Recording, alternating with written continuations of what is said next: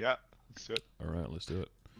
So yeah, like you said, follow up session. So this is 5 months later, almost.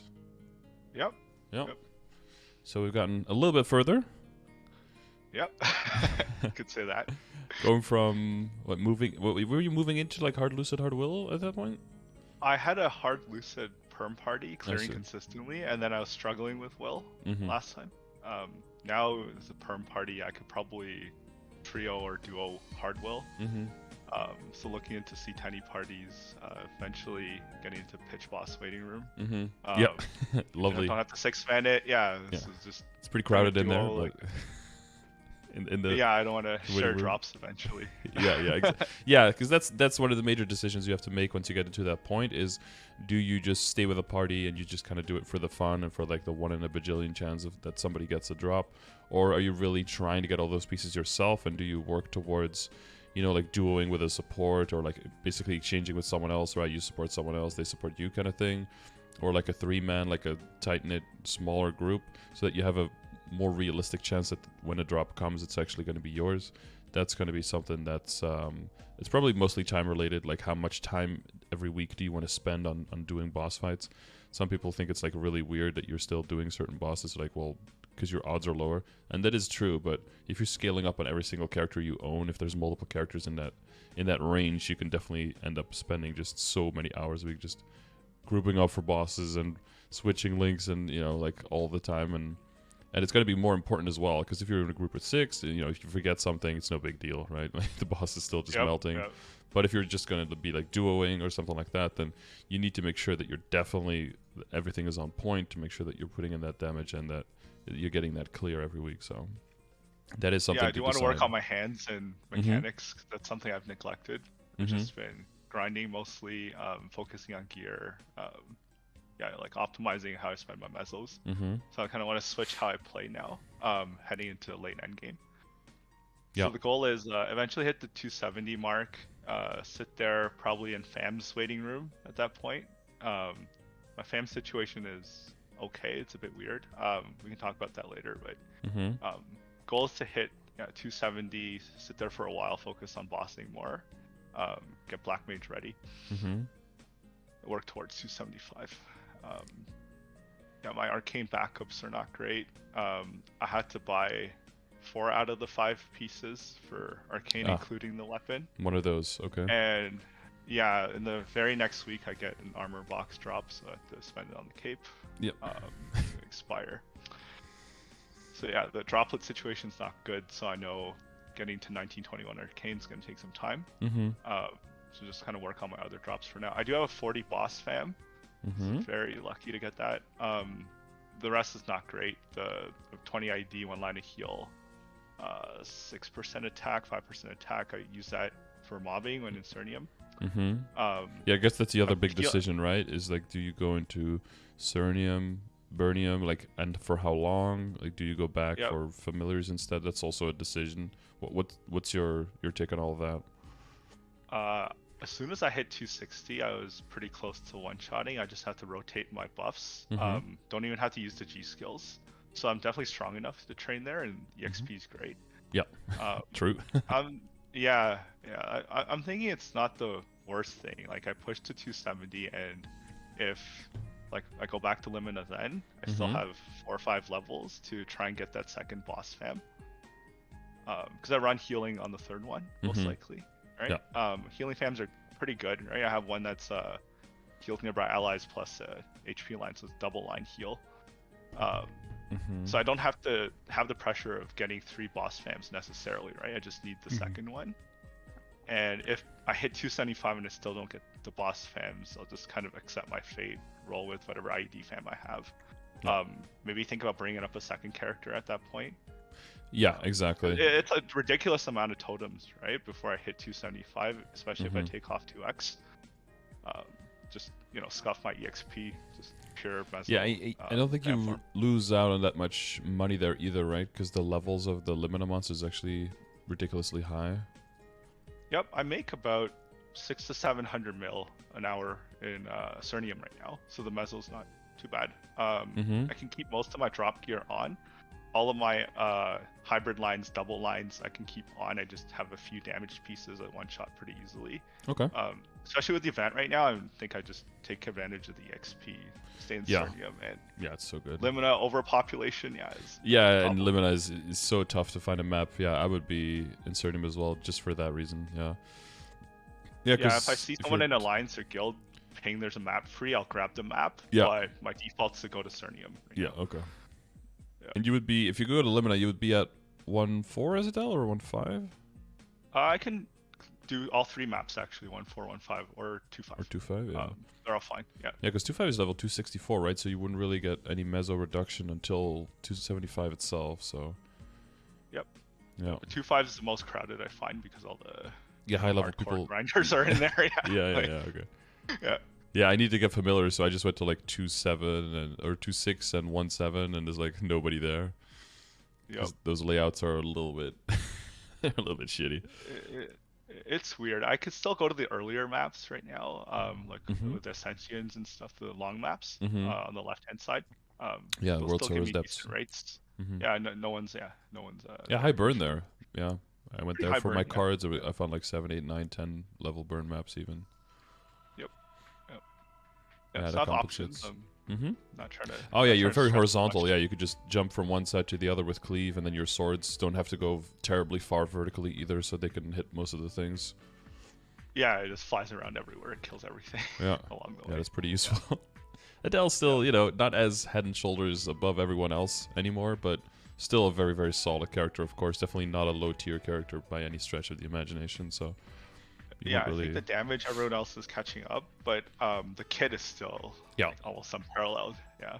Yeah, they had to take down the survivability. Had to take down quite a bit, right? Because that was a little bit too crazy with the hyper on the shield and stuff. It was a little bit nasty.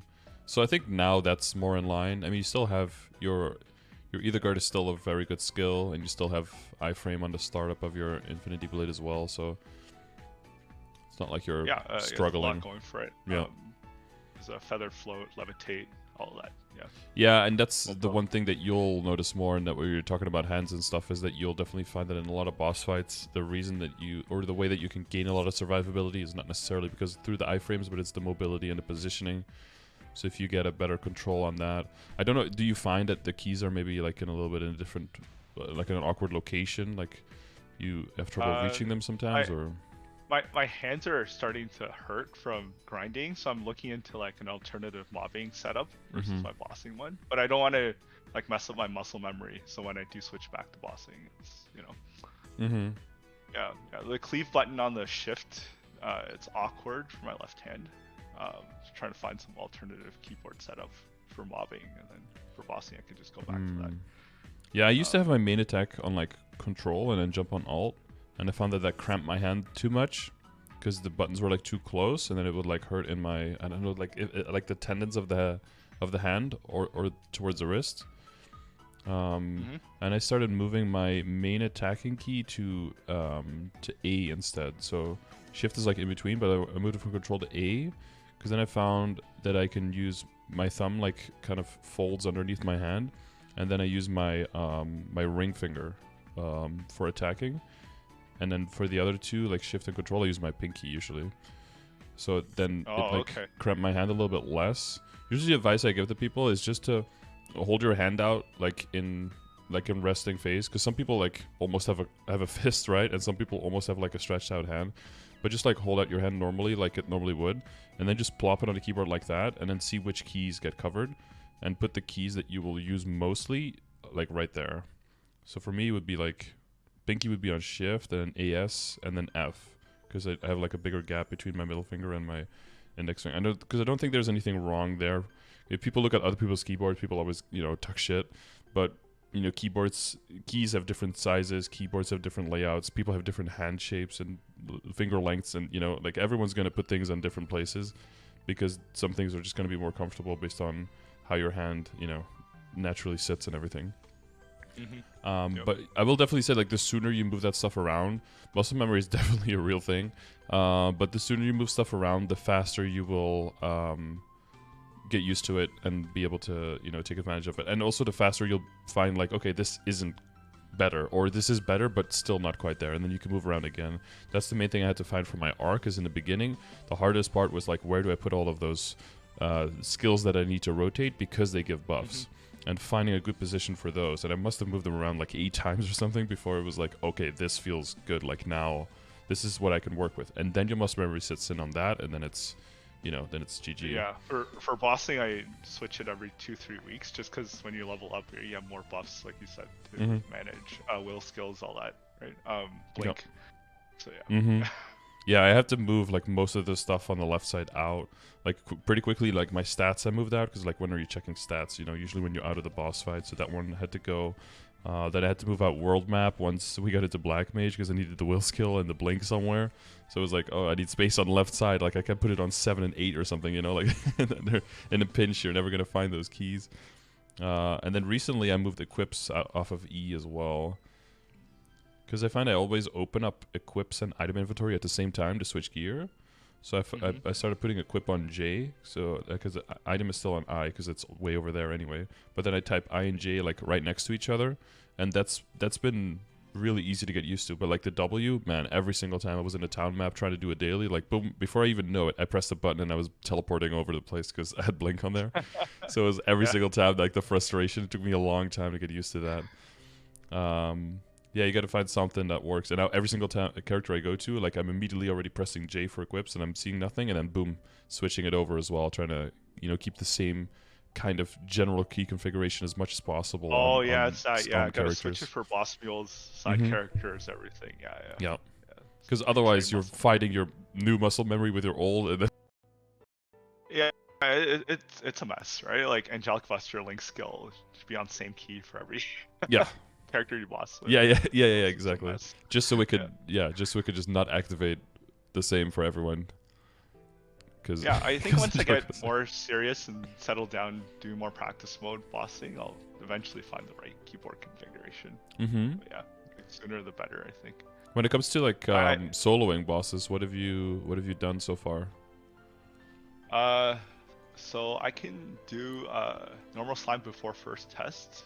So I haven't cracked normal will solo. I could probably do it, but I haven't tried for like 2 months because I just run the hard will. Yeah, it just takes up a use. Yeah. Yeah, but if I go in now, I'm pretty sure I can blow that up. Yeah. Should be. The next solo boss goal is Hard Lotus Hardamian. I tried Hardamian 2 weeks ago. I don't know what it is. Like it was like 10 minutes in, it's still like more than half the HP bar. I didn't get around to finishing it, but I'm pretty sure if I sweat it out, I could do it. But I want to get it to a state where I feel comfortable like doing a Hard Lotus, Hardamian every week without in one rotation of guild skills. Yeah, you want to do both within a half hour. Yeah, because then it's just too time inefficient. But I do want to solo those bosses for the pitch boss. Do you have access to like triple 15 for guild skills? Yes. Triple 15 with 1 or 2 points in the ID. Yeah. Okay.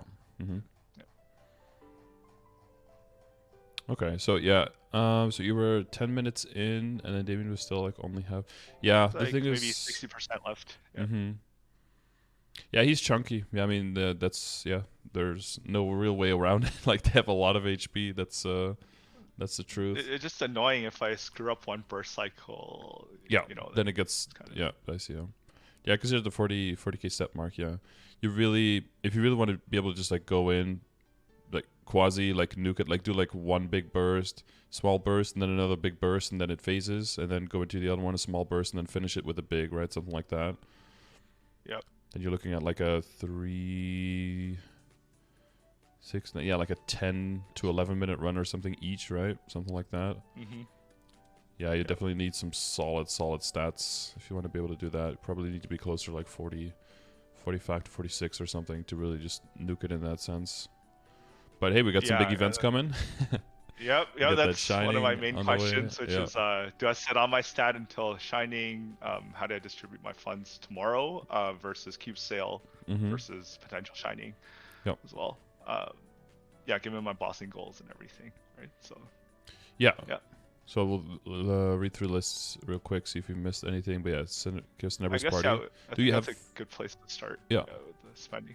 Do you have do you have like a basis for that party? Is it like the hard lucid hard will people? Are you moving up with them, or There's I just recently switched hard will parties. So there's Okay. one guy, he runs with other people, C10y, but he'll like bring me along for a run or two. Okay. Starting with Try you Seagloom out? to start, and then yeah, start Seagloom to start. I still need a lot of practice as well for the Varicella Seagloom Dark now. Yeah, So, yeah, Varicella I'm is not in a rush. Varicella is doable. I would say like 2 or 3 runs, and Varicella is very, especially if you're just like, you know, bursting in the corner. You just have to make sure you don't get absolutely fucked there, and have one person who keeps track of like the timings and make sure that nobody gets too low before you start cleansing. But other than that, Varicella is very, very doable, because healing fams, you know, you kind of just break the whole boss fight. Without healing fams, the boss would definitely be a lot trickier to learn properly. But because you're already set on healing fams, so you'll get the hang of that one very quickly.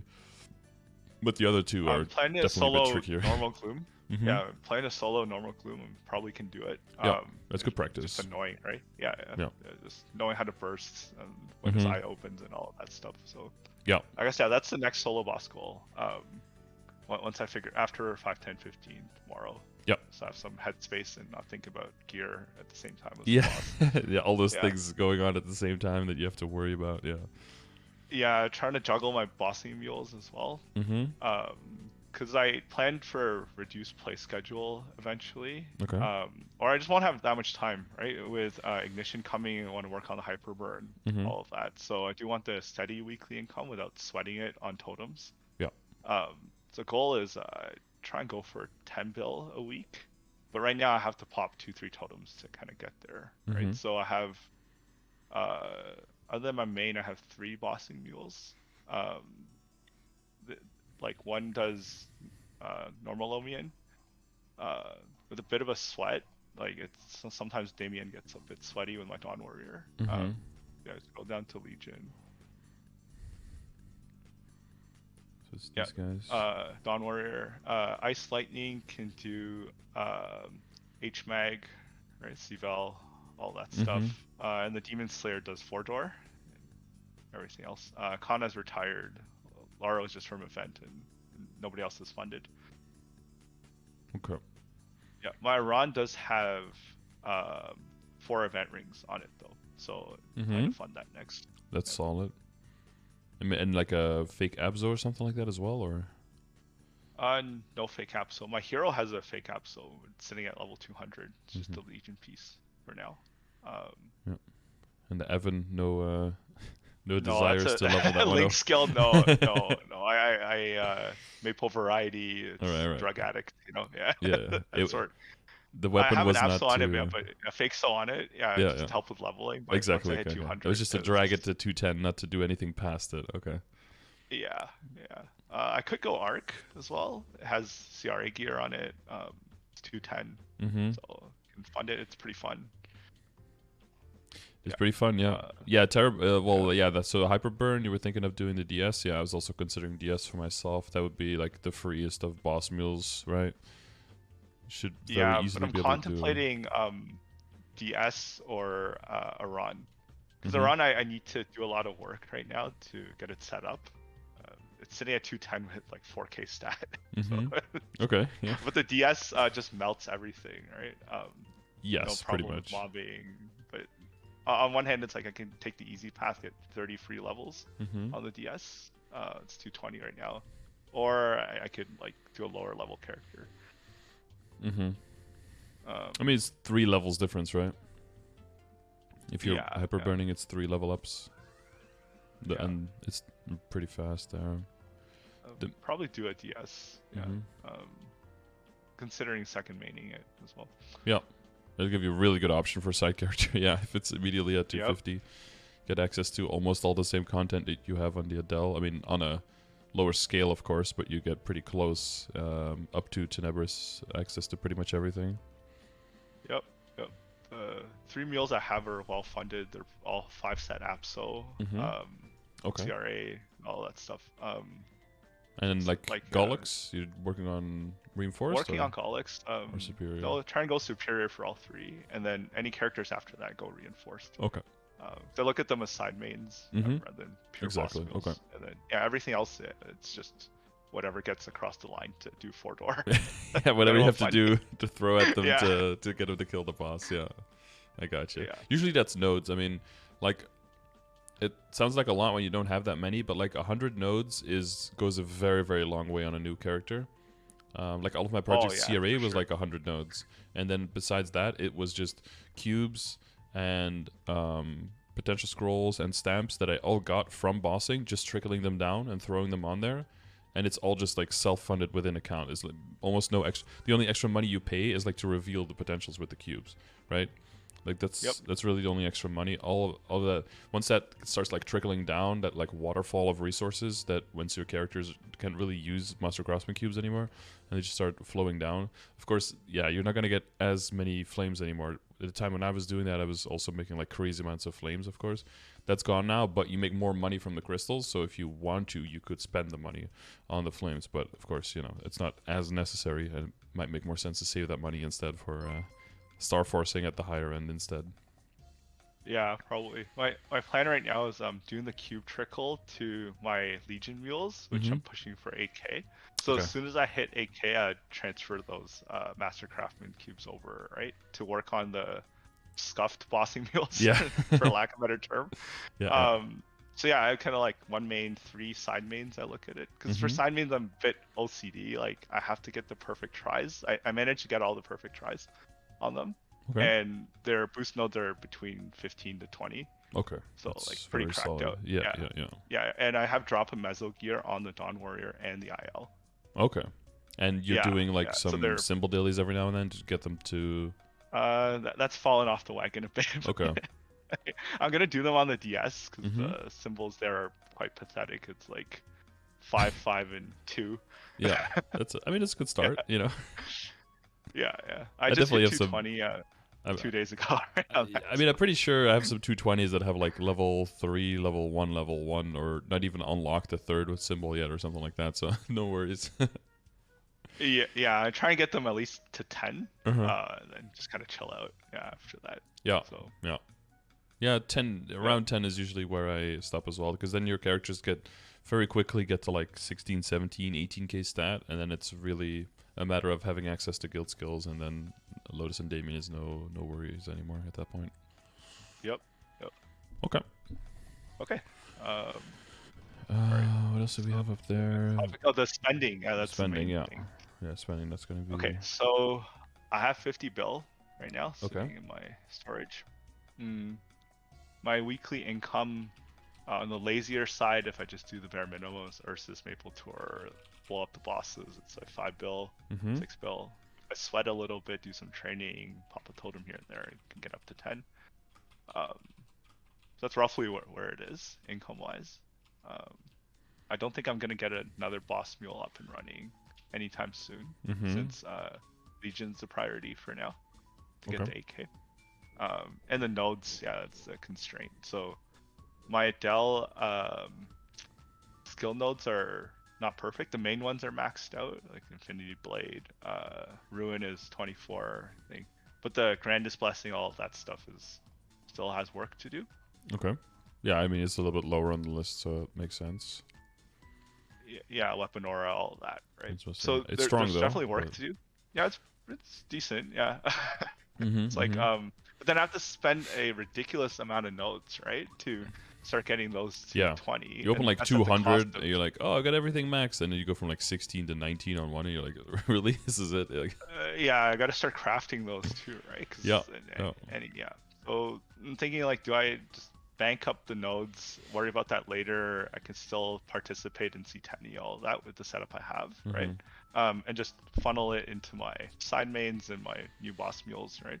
And just park this until I want to go for BM.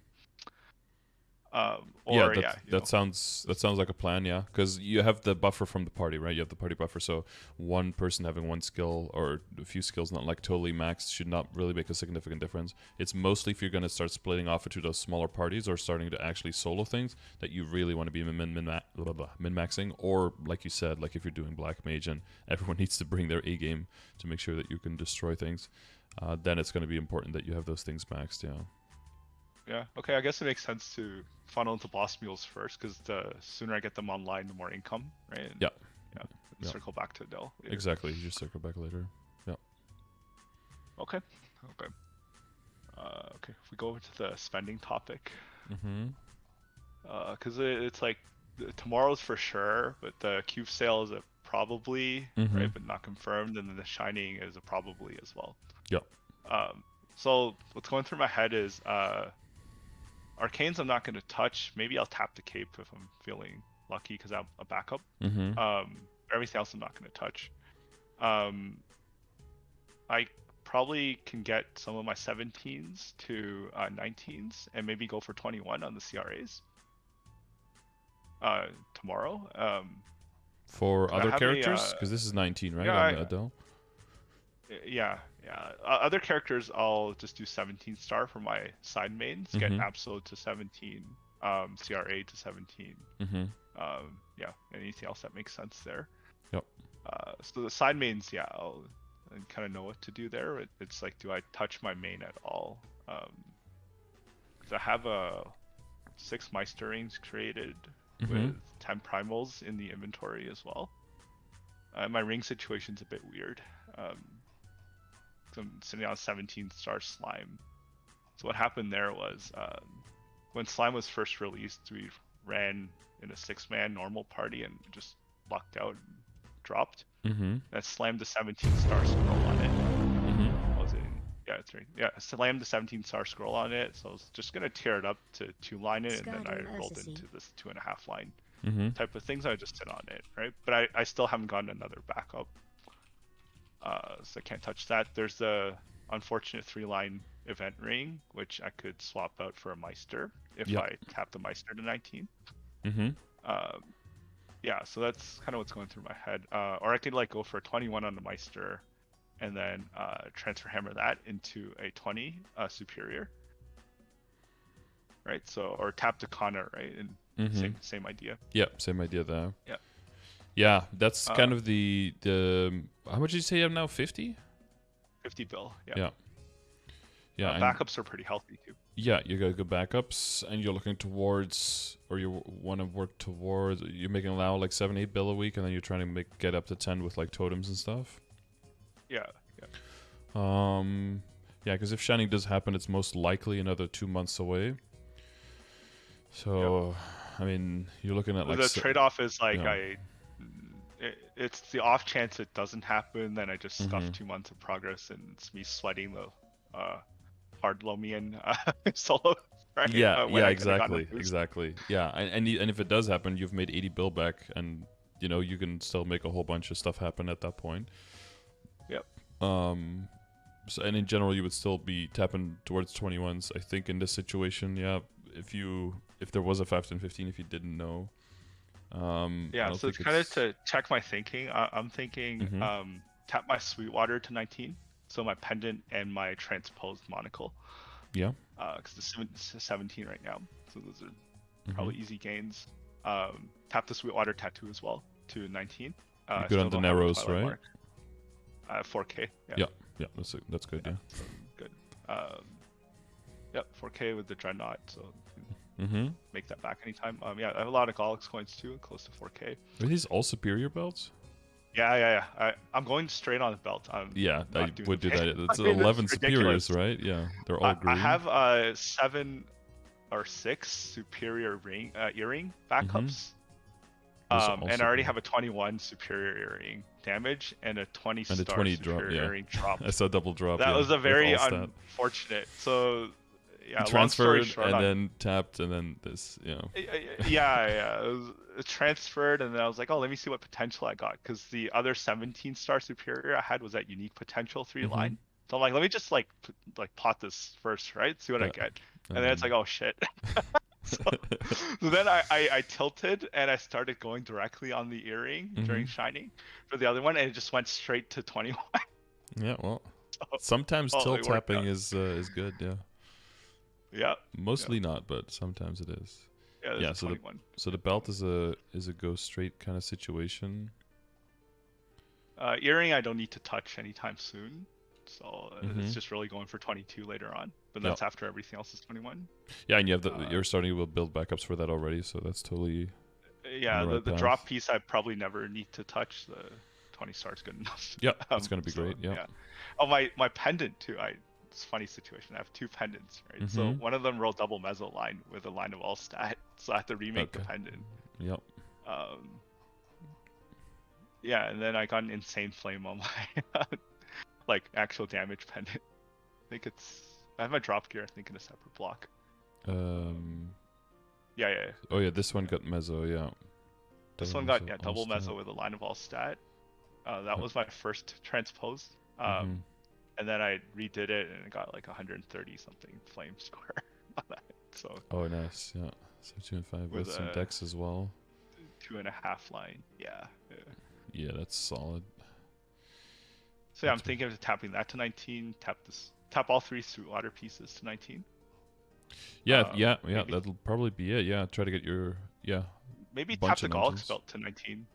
Yeah, I would do that. Yeah, you have all the backups, so you could definitely get that gains. And all of the 19s might definitely put you in that area, or I'm pretty confident that they will put you in that area towards being able to solo those bosses more easily, so you can make that money already work for you.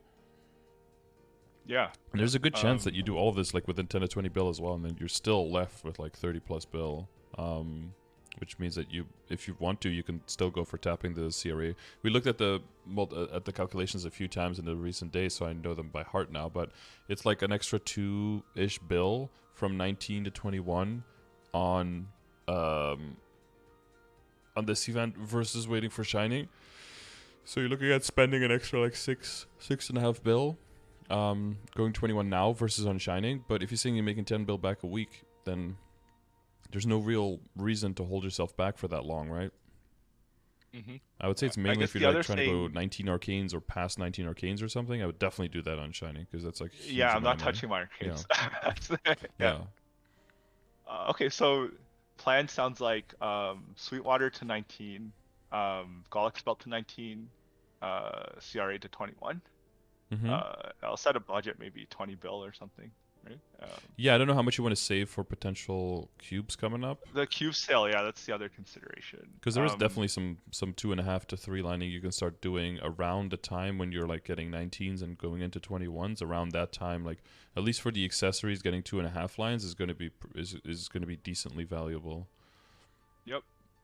What would you prioritize for red cubes if I'm to spend a bit there? What's your WC It's the 21 situation? Gollux earring, I guess. I have 8 lines on it. It's just the dex line on the emblem is kind of bad. Dex line on the emblem? Yeah, dex line emblem. Weapon.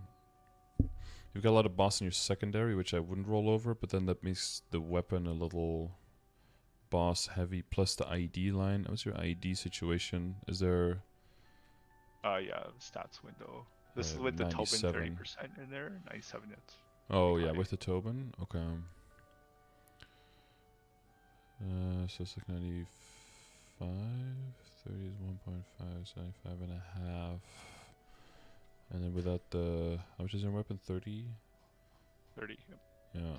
So you drop down to like a 94-ish visual, which is still not bad because you have some built-in.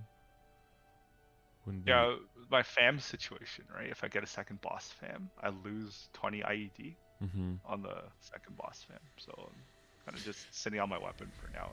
Yeah, that would be a lot of things at once. 3 useful lines, and good enough. No, that is true. It is 3 useful lines, but you're looking for 3 useful lines on all things now, right? That's the next step. So just how useful those lines are kind of becomes part of the equation now. Should I make a 19 Meister? Yes, I would do that as well. Definitely, yeah. And the thing is also, like, if you find that the 19 Meister is not enough of an upgrade compared to the one you have now, you could also just make that as a project up to 21. But it'll depend on you how much you want to save for possible cubing. But again, like, if cubing comes, it's most likely going to be, like, at the end of November for the sale, right? That's another month from now. So again, if you're making 10 bill a week, that's another 40 bill that you have then. So I think it's pretty okay to go down pretty deep in the amount of money you have, unless you're doing like I want to, you know, go like 17 to 21 arcanes by shining, and that's like a project for like 200-300 bill. Then you need to start being careful now. But I think you do very well in just getting everything to 21, like almost all things to 21, and then by shining, try to see if you can get your arcanes to 19. Like 21 everything, 19 arcanes is like black mage ready, as long as you bring the levels up and bring your potential up with that, and your flames aren't like absolute garbage. So, I don't have room on my flames anymore. Really, that's no easy flames. Yeah, not really. What's your weapon flame at? Yeah. I have the snapshot. It's a tier 6 with 85 strength. Okay. Oh yeah, you got this one. Yeah. I got the grid. Here. Yeah, your pants are a little bit. Are you wearing pants? Are you wearing space pants? Because your ass is out of this world. That's like these pants. I had a random right black flame. Yeah. From a vent shop. I just threw it on because it was the lowest of my CRA flames. I just went crazy. It's like higher than some of my arcanes. Yeah. Yeah, it's not. Yeah. It's not fair, but you know that happens. Insane. Yeah. Yeah, it's probably only your pink bean cup that could wiggle up a little bit more, and then maybe the belt. I don't want to waste flames on that. I just do pink bean, normal pink bean every day. Get whatever, right? Yeah, you just check Pray the for other a one. book. Yeah, that's might be a while, but 3 years average of running, right? Yep. Backup situation. I don't need those black bean marks anymore. Yeah, you could probably get rid of those. Yeah, at this point they've. It's good to hold onto them while they still serve a purpose, but then once they don't serve a purpose anymore, give yourself that extra space, because you will want to save up on as many Kana treasures and dominators and meisters and all of the superiors that you can. And of course, there's a good chance you tap like a superior belt at 22 and you still have like 8 backups, and then you can get rid of those as well, which feels weird, but it's better to have had them and then not have needed them than to have gotten rid of them and then needed them afterwards, right? So it's good to for sure. Keep your space in your inventory definitely clean to be able to hold on to those. And I would hold on to as many of the primals as you have now as primals, so that you can use them as rings for other characters if they get unlucky with Kana treasures. Especially if they don't have drop rate gear, 6. Right? Yeah, I got up to Meister. And just 6 is a good amount. That should be, I mean, 6 should be a guaranteed 21 if you're doing it during 5, 10, 15s, and then possibly a second one. Like, it's pretty close, I think, to guaranteed 2, but it's a lot would have to go wrong for one not to go. Yeah. Should I should make a Meister first, right? And then try and get a 21 on that, use that for damage, and then send another Meister, or tap on the Kana? Yeah, that would depend on backups after that. So if you only use like 2 Meisters for that, then yeah, you can definitely try to send another one to transfer into the superior, and then or tap the Kana itself first, because remember, like, if you can tap to 21 on a 19 versus trying to go for 21 on a 0 or on a 15 that then transfers into a 20, you'd rather have the 19 go to 21 first. Yep. That's for just, like, foddering. Yeah. For foddering I'm thinking like I just buy a clean piece with Gollux coins and transfer into that. Go to 20, tap it to 21. If it goes, it's great. Then I cube and flame all of that. So then I keep my 17, or do I just overwrite my 17?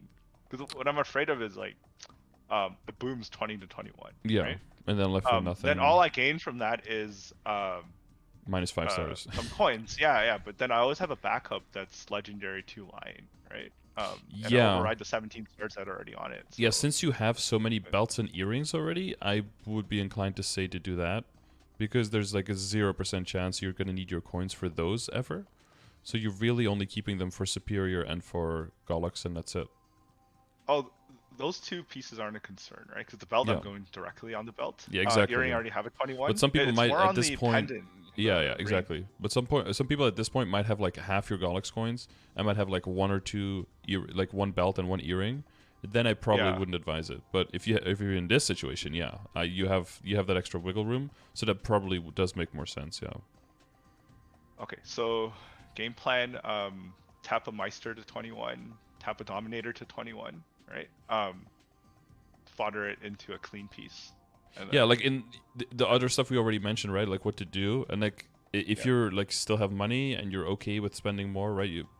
I would probably keep a little bit of a buffer, yeah, for like major cubing going on. But again, like you said, you could probably make 40 bill back by then. So I think as long as you have at least, if you have somewhere between like 5 and 10 bill left, I think you're probably good to dig really deep into your pockets. So I would just keep adding on project as you have the cash for it. Even maybe consider like after that, like even consider like maybe the sweet water up to 21 if you still have the narrows there, right? Just keep sending. Okay, so I probably should do my boss mules first, right? So I don't tilt and then blow the bank. Yeah, you're just trying to 17 there compared to where they are? 17 there. Yeah, just 17 yeah, I would get there. those guarantees in there first, yeah. Yeah, because that's relatively cheap for relatively big gains for them. Make sure that you get those out of the way, and then you can see what your play money is after that. Yeah, then do my 19s, and then reassess. Then do the Meister and the Dominator to 21, and then just reassess after that, I guess. Yep. 19 cape, easy. First try. Or just boom, first attempt 17 to 18, and then you just know you're done. That's not that bad anyways. Yeah, there's you want it to go one of two ways. Either it just goes immediately or it booms immediately. Either way is fine because that's cheap. You want it to go cheap. Yep. Whether it goes or not, as long as it's cheap, then it's fine. You never want to do that like 17, 18, 17, 18, 17, 18. Billions just disappear from the bank. Yeah. Because like 17 plus on arcanes, man, once you do that one time, you're like, oof, this is a... playtime is over. Like, this is the real deal. Yeah. I somehow managed to spend 70 bill on one glove just before it boomed. Wow. I was like, your money just goes. Yeah. Did you see a 20 star before? During Shine? The club? I was going for 21. Yeah, I did eventually see a 20, and then it boomed 20 to 21. And then I had to make another one, and then the one after that just kind of like went. But still, pound for pound, during Shining, it was like way above average spending. But then a few other items just went straight, like 19 to 21 without boom, like 2 of them. So eventually, it always evens out, right? Yes. Law of averages. You just, RNGesus. Exactly, yeah. You just hope you don't stack too many unluckiness back to back to back, because it's just, even though it can happen and you know it's going to happen at some point, it's just bad for your mental. Yeah. Not do you think we'll get confirmation on Shining by the time Cube Sale rolls around? Then it's another consider. I don't know exactly how much to spend on Cube Sale so at that point. If Shining happens, it should be part of a Sunny Sunday, so it should be part of the patch notes and part of Ignition in the first part. So hopefully by like November 15th patch notes, we should know that. And if we're expecting Cube Sale around the end of November, then according to the time frame, it should already be out there then, yeah. Okay, then I think I can comfortably spend quite a bit tomorrow now on those projects. Let's get the gains now.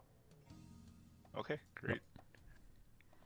Yeah, then I have less variance of how much I need to Star Force potentially to get Black Mage ready, right? So I'll know how much I need to say. Yeah.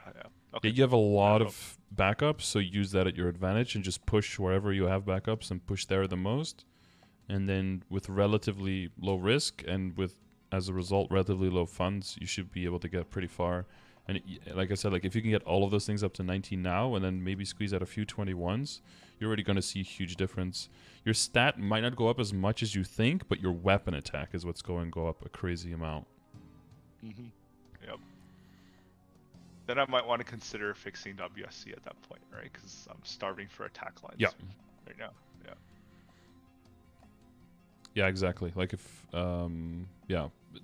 you're going to be like at the point where it might be a little bit more efficient. Try to probably first squeeze out like the heart and the accessories to get like 2.5 line, to get some like all stat line in there extra. But then right after that, I would go to the WSC to edge it out. So I'd probably look at the emblem first, because there is a good chance you end up with like double line attack and IED there or something. And if you do get that, the IED will be definitely more valuable than the dex, and that will take all the pressure off of your weapon so that you can just full donkey roll on your weapon and not have to worry about IED isn't out there anymore. And then depending on what that rolls, you could go back to the emblem. Like let's say you roll, I don't know, like 13 10 and like 40 IED there or something, you're like, oh, okay. Then you can go back to the emblem, because then the emblem is cheaper again, right? Because of potential outcomes. On average, the emblem is cheaper there for 3-line attack. So then you can kind of like bounce back as you're doing projects. I see. Okay. I doubt I'll have enough money for all of that, but Yeah, I mean, yeah, you could spend 40 bill on red cubes and get absolutely nothing, or in the first like 5 bill, you could roll like 2 perfect potentials. It's, you know, crapshoot. it is all over the, yeah. I've gotten some of my luckiest stuff just having like some black cubes lying around, just throwing them on something. Like by doing, I think in a total of like 100 spare black cubes, like just finishing up projects, I rolled my double line with prime secondary on my arc, my double line prime with weapon on my arc, like my old arcane, a double line prime emblem on my DA, and a double line prime HP badge on my DA as well.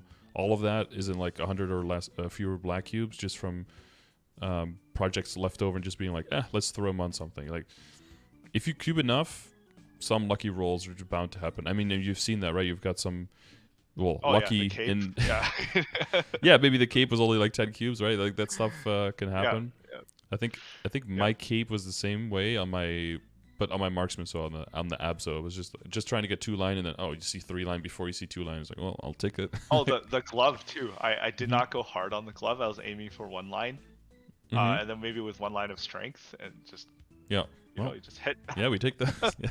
Too bad it's a prime dex. That's always a rough one. Yeah, it hurts a bit. Yeah. No, I know how it feels. I got the prime HP on my arc, and then I've got the strength roll on my DA. So I'd love to be able to switch those gloves. I've rolled 3-line HP so many times. Sometimes double prime line.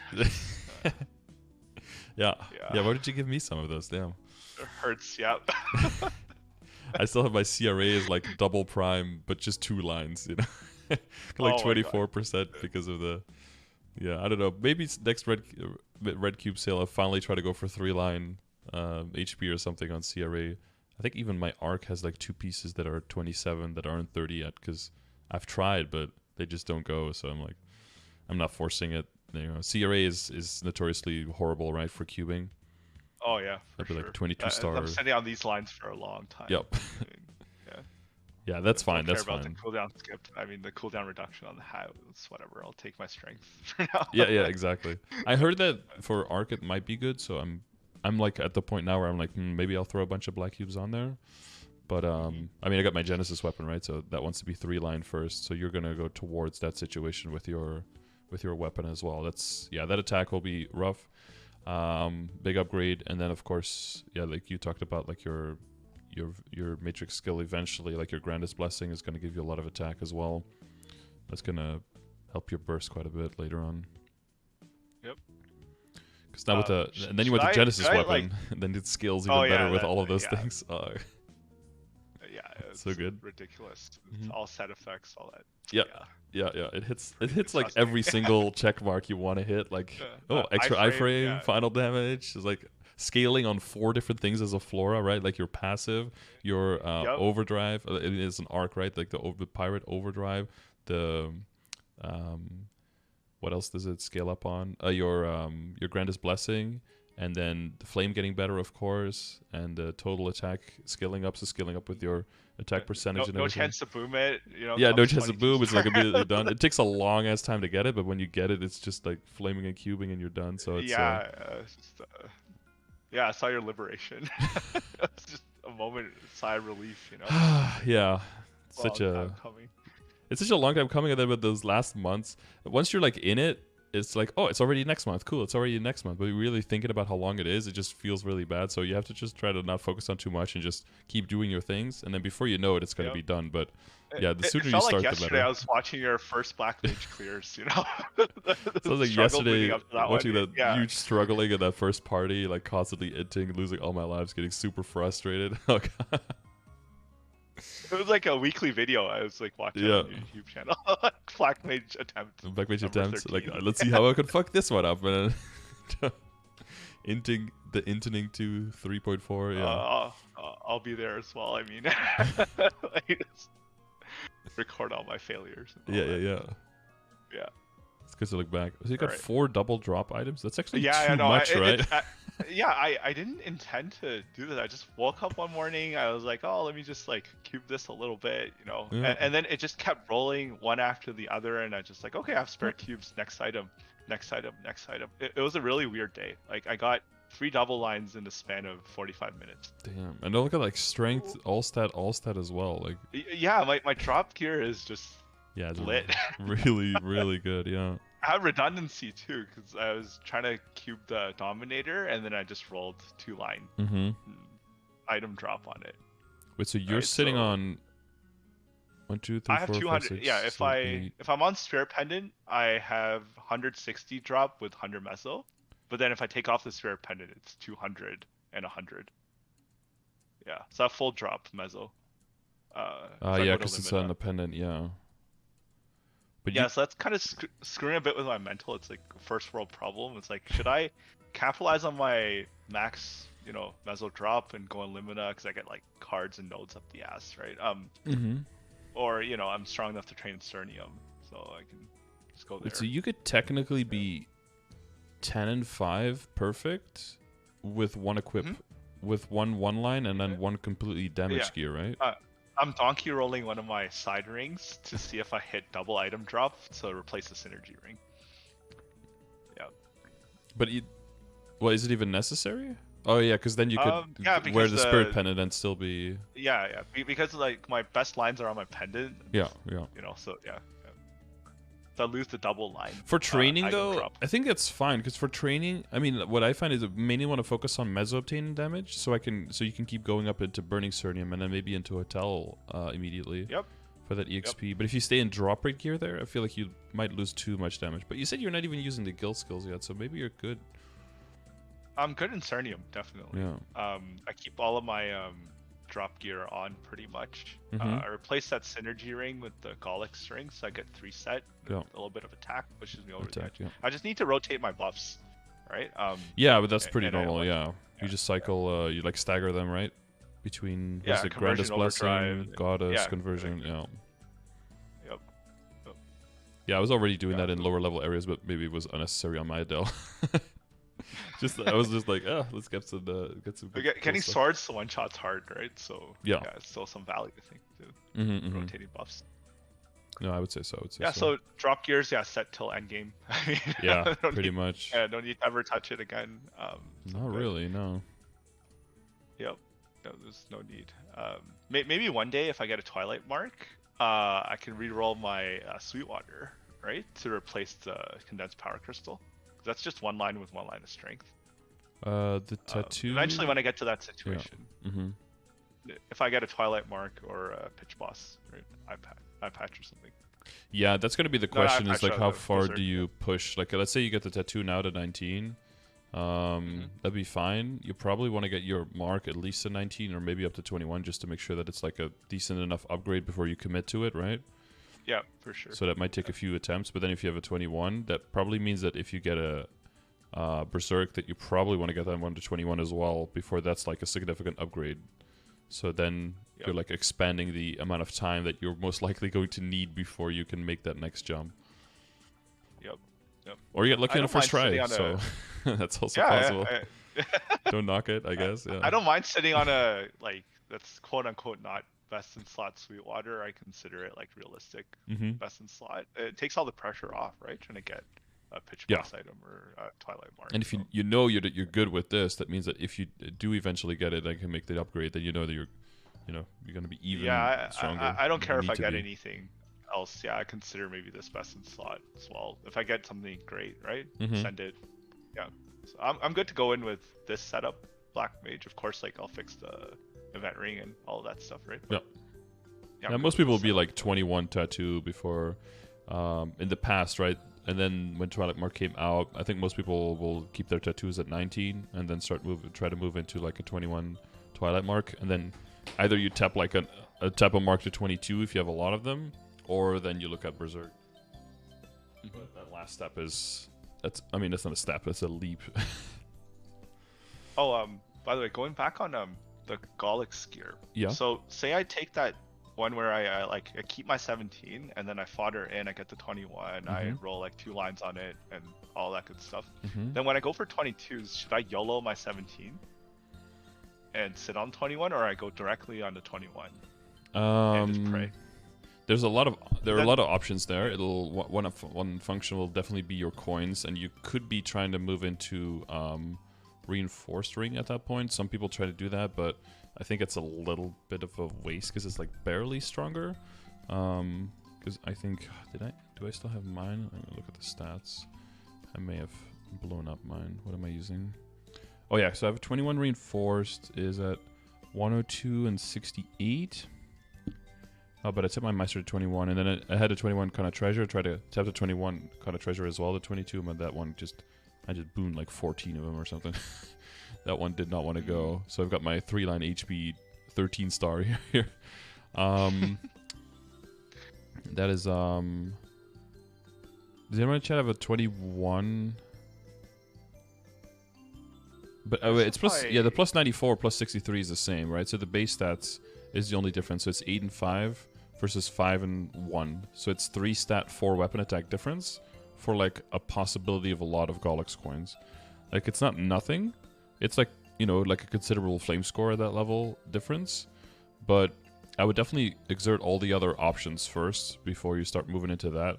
What I ended up doing was I had a 21 superior and then like ring, and then I made an extra 21 reinforced / slime into a 21 superior, and then that superior tapped the 21 to go into the slime, right? And then tap the slime to 22.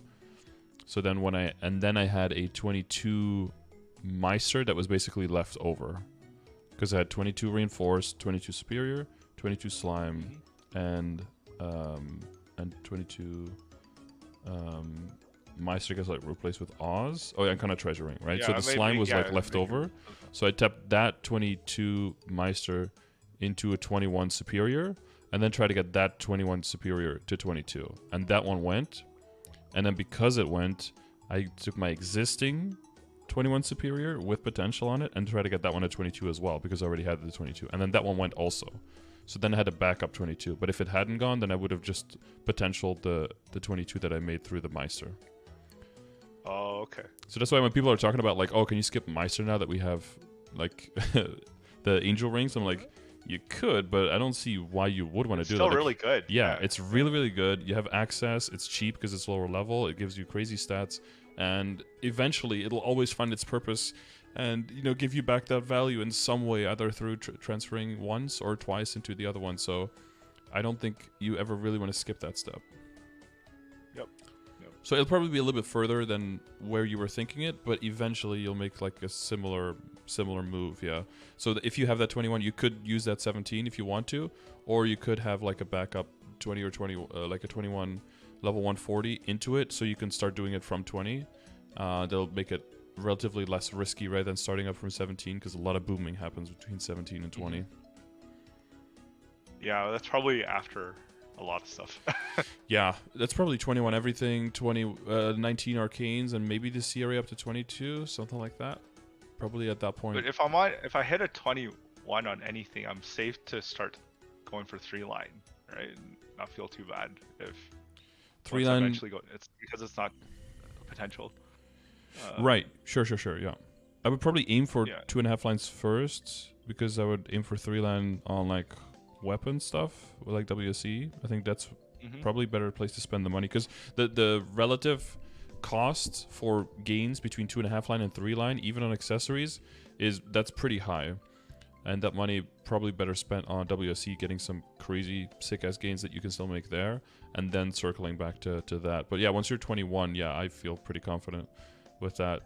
Again, it might depend on the type of equip that it is. If you know it's going to trace, then you're 100% safe. If there's a possibility that you're going to transfer hammer in some kind of way, then it's not 100% safe. So then 2.5 line is like your functional 3 line, basically. Because at that point, your money to roll like a 2.5 line on an accessory is like it's not even a speeding ticket. Like it's like a mosquito bite that you just forget about like 5 minutes later. It's really all about like getting that 22 star. Like that's where all the cost is. That's where all the risk is. it's still accessories before armor pieces, right? Even though Yeah. arcanes you can't ever fodder into, so you just sit on 2-line arcane until your accessories are 3-line. Mm-hmm. Yeah. Okay. They might be close. Like you could throw it into the calculator to see, but it's probably relatively close. But yeah, I would do accessories first. Yeah. But I'm really at the point now, especially when you're Legion, you're getting that 8K and everything. You have so much standard account funding that you're probably going to be fine just to worry about all the star forcing first until it's done, and then just finish up with better potential and with better flames. It's really going to be about getting that star force in, and then the rest of your account is just going to get carried by nodes and arcane symbols and sacred symbols, and and your whole Legion. That's going to keep your account like in the zone, so you can do all the stuff around your level. And as long as you have 2-line, whether it's 2.5-line or something, or as long as you have 2-line and a few items are 2.5 or 3-line, then you're golden. You don't really have to push like across the board for like 6% on everything. You'll be fine. Yeah. Then okay, then I can wait. Upcoming cube sale, right? Like every 6 months or so, kind of thing. Yeah, it tends to be around every. Yeah. Yeah. Or. Okay. I hope they try to do it 3 times a year. Because it seems like they're back on the old DMT schedule of what is it, like March, July, December, and it seems that they're trying to do a cube sale at least like a month before that ish. So that would be like February, June, and November, roughly around those times. That's not bad at all. Yeah. Even if I skip the upcoming cube sale and just pile in for Shining, still do something else in April, right?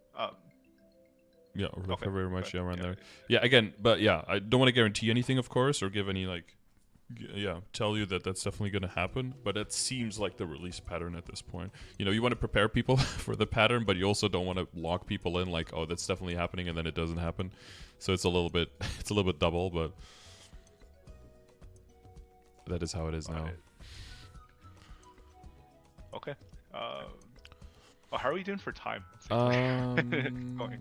We got like almost half an hour left, so we're good. Okay.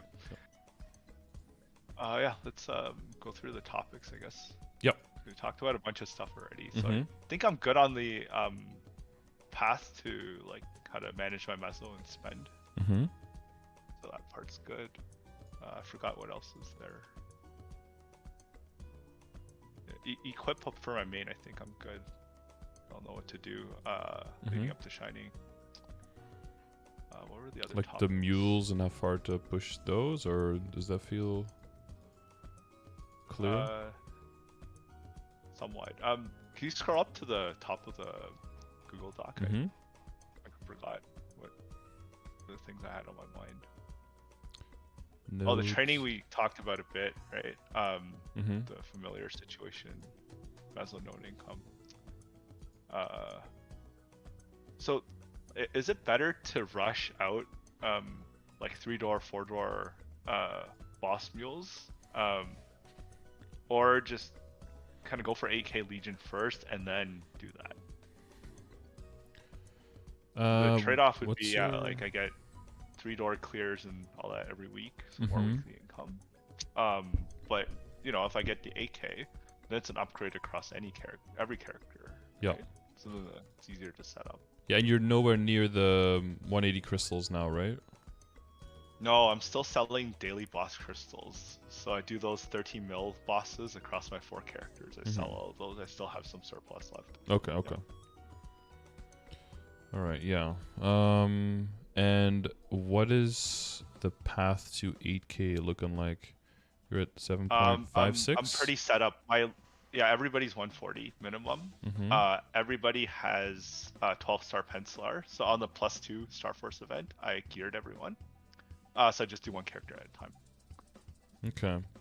And you've got like do you have like a plan for the bumper car stuff as well? Like the bonking there? Yeah. I have some rough priority of things I don't like to train. So I just kind of bonk some of those.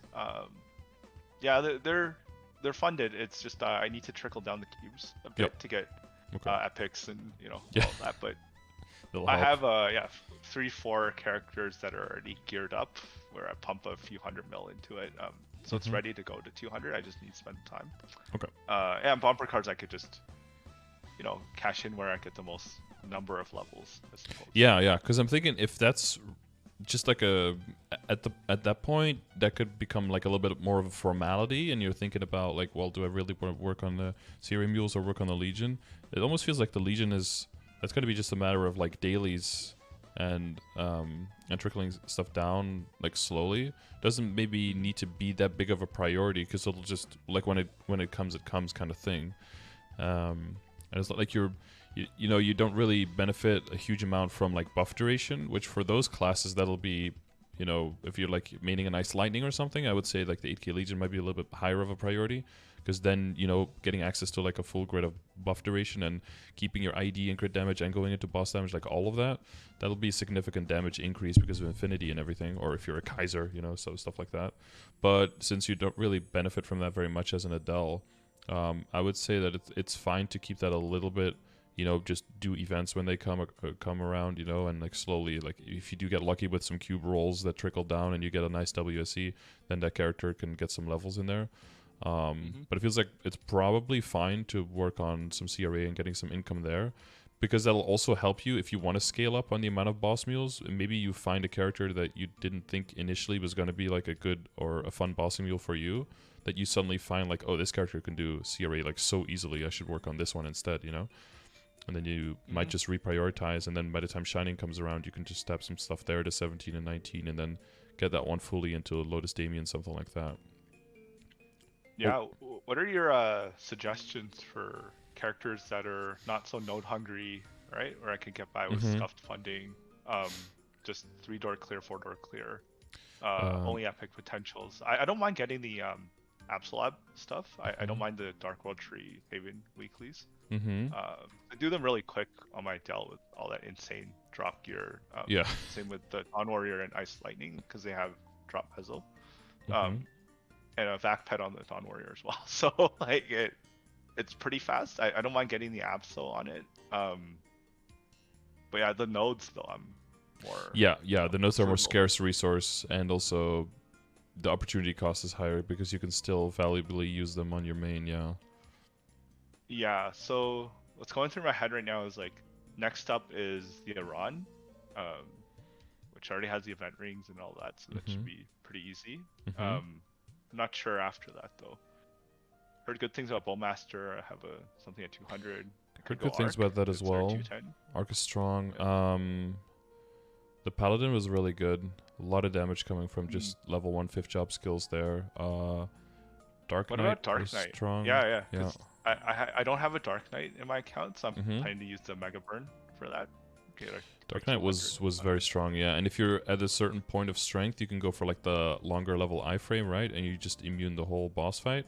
If you're trying to do multiple bosses, you can do like the shorter iframe, and then you can hold like your really long one for Vellum, for example, and then just go like ham on that guy. No internal binds though, right? So that's always a little bit of a downside on a bossing mule. If you have no internal bind, and because then you basically wouldn't need to buy an extra node slot to be on the same level as other people. But it's Clown gonna be a shit show then? I mean, if Dark Knight. Well, unless you pop that iframe, then you're just immune, and then you don't need you just need to wait for a blue hat then. But then you don't need to be bound. You're just immune, so it's basically the same thing. They could just twirl around you, and you could just destroy them while they're doing that. But yeah, that spear is very strong. Got some solid damage. Yeah, I have a Strength Legion as well, right? Yeah. Dual Blade is very good early on. Also, a lot of damage coming out of just the 5th job kit, even just level 1. Might not need that many boost nodes to take off. I've funded the Ice Lightning. Hero's always solid. Hero's a little bit low on crit rate, but you've got your Legion already to fill in those gaps. So if they have good IED, and crazy amounts of burst damage, and they're moving from 4-minute to 2-minute with ignition, so that should also give you a little bit of that's pretty sweet speed up on the shorter duration bosses, that you just do like 1 burst, next one 1 burst, next one burst. Marksman is also not that node heavy and has good IED and critical rate base as well, so it comes online very quickly. But yeah, that's not as important for you with your Legion size, so. Okay, I guess plenty of candidates to consider. I don't really usually play mages, but I found that Lara and Ice Lightning. I saw that those were like among the 2 highest level mages that you have as well, except for the Kana that's a little bit retired there. I found those very strong as well, but of course Lara is a 3-minute, but has its own bind. So, but Ice Lightning has its own bind, and you know, Infinity, and especially once you hit 8k, Ice Lightning will feel really, really good with double infinities with extra buff duration. Once you build a Legion for that, that'll start feeling really, really strong. But oh yeah, Ice Lightning already melts like through the bosses. You got an ID. Wait, you got a buff duration invulnerability there as well, or? Yeah, it's on the 3rd line, 13%. It's nothing crazy. That's something. Yeah. Got +1. Yeah, it's okay. Yeah, when I get 8k, it'll be probably pretty cracked. Yeah. Yeah, I got lucky on the unique reveal. I had 38 on the top line, so I was like, I'm not touching this anymore. For a boss wheel, that's perfect. I don't even go to legendary. I'll take it. I'm considering re-rolling its top line to 20 Meso eventually, since it could be a lazy farmer. Definitely, yeah. With the Urda Fountain and then your own summon, you just have 2 summons across the map that are just constantly killing, because they were extending the duration of the summon as well. Yep. So you're just, I think it's a full minute on both of them. So you just go around the map, cordoning off half the map with deaths. Ice Age half the time, and then your spirit lady the other half of the time, killing the rest of the map, and then whatever is not already getting destroyed, you just hold Chain Lightning and you're good. That's my insurance policy in case my familiar situation doesn't go well. Okay, yeah, no, actually that's a good point. I should consider that as well. Yeah. Yeah, especially if I want to side main the DS. Then it's even more familiar hungry, right? Because you got 6 slots to worry about now. Yeah. So maybe like use my IL too. Yeah, that's a lot of good familiars you want to throw in there then.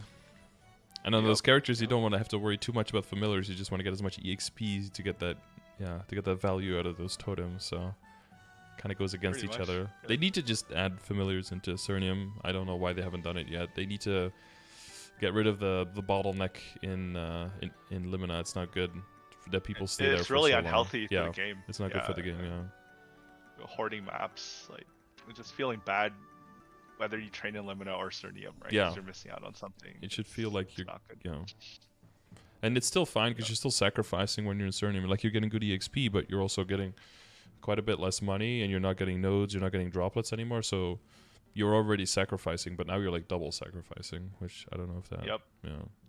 Yeah, or red cards I don't mind somewhere. the Meso and node sacrifice because then I can keep grinding it out. But the FAMs, right? Like, you hit 275 and it's just game over. Yeah, or if you want EXP, it's 260 and game over, and it's like, well, good luck getting them somewhere. Yep. And if you want to do long training sessions, and you got to go into those familiar essences, you run out of like whatever spam FAMs you have really quickly. Yeah, like how I do my totems, it's really not good for Limina because I usually do an hour and then I get off the map, I stretch for like 15 minutes, and then I go back and finish the 30, 45, right? Because I find if I sit there for 2 hours, it's cubicle tunnel on my left hand, like all these problems start. Yeah, not good. Your eyes start to get dazed, so it's like, okay, I need to stretch a little bit, but then you lose map, right? Yeah, I think it's like every 10 minutes you have to look at something that's like 10 meters away for 10 seconds or something to make sure that your eyes are not like fucked or something like that. Yeah. So look at my neighbor's house a lot. I do an hour. Yeah, I do an hour in Limina, and then I stretch, and then I just grab a Cernium map after, and my Limina map's gone. Yeah. Oh yeah. Those don't stay open for very long. You can stay in the map and or find someone in a guild or an alliance. So can you hold my map for a little bit? But yeah, that definitely won't work all the time. Yep. I mean, can expect I think I'm good on boss skills then. Mm-hmm. So overall funding for the account, Legion. Okay, let me scroll up. What other topics? Oh yeah. I had a few miscellaneous ones as well. First nose income bursting on bossing. Oh, bursting properly.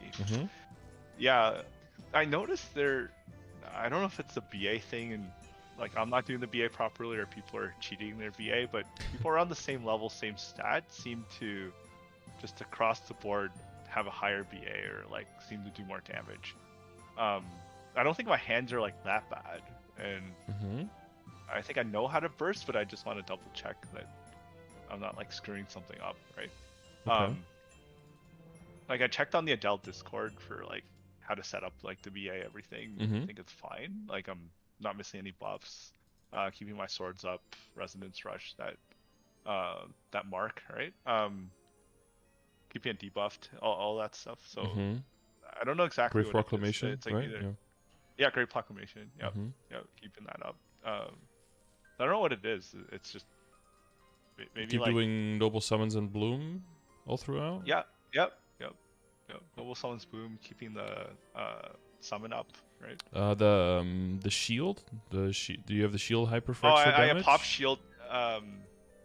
No, I didn't spec into the shield on my hyper skills. I think, right?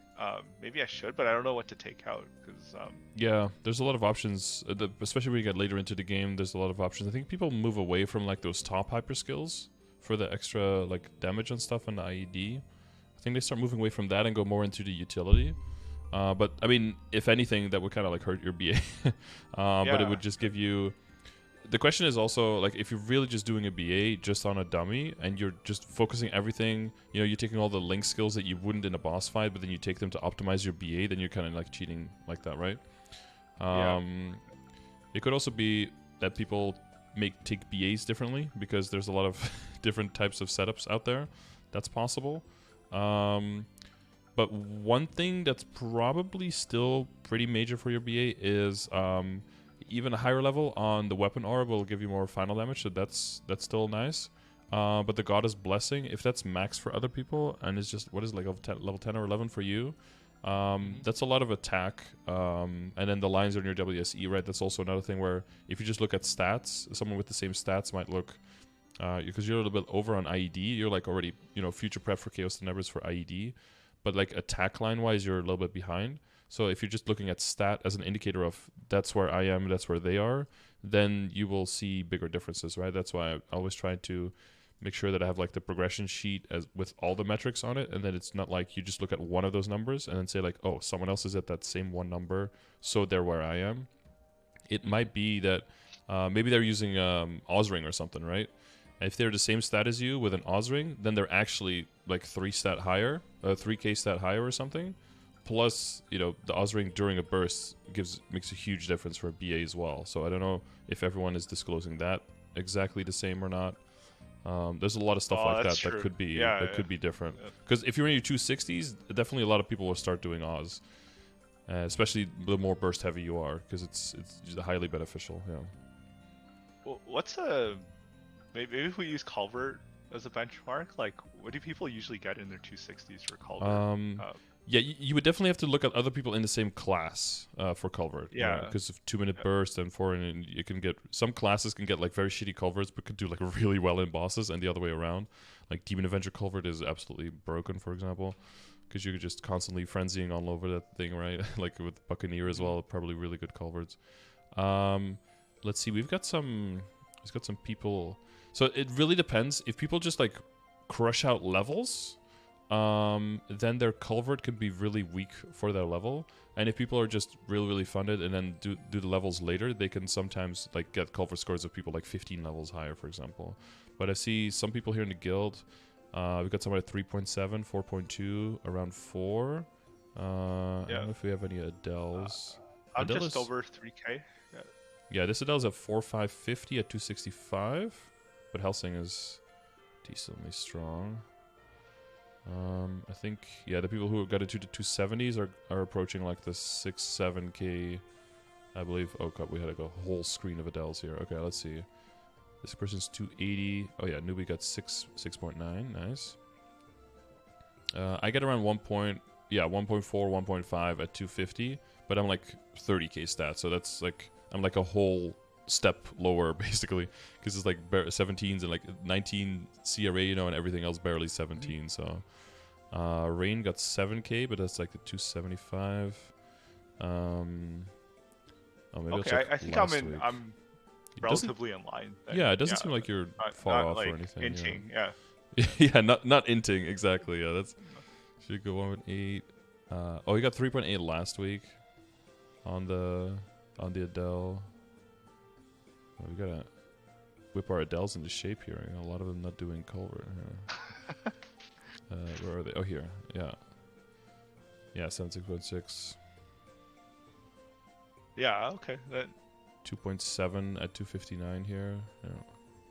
How much stat is Newbie? Newbie is... He's liberated, right? No. He hasn't run Black Mage yet. He's I think he tends to get very like it's the same thing as like my mom, where it's like if too many things at once happen, you kind of like start tilting, and then you just start getting hit by everything. You start like thinking when you shouldn't be thinking. You should, you know, the processes of like dodging certain stuff should be like you should cycle into being like subconsciously competent, right? Like in the beginning, you're subconsciously incompetent, then you become consciously incompetent, then you become consciously competent, and then subconsciously competent, right? But if you can't cycle things through and you keep sitting in the consciously, then too many things you're thinking of at the same time, and then you have to prioritize what you're dodging in real time, and then you fuck up.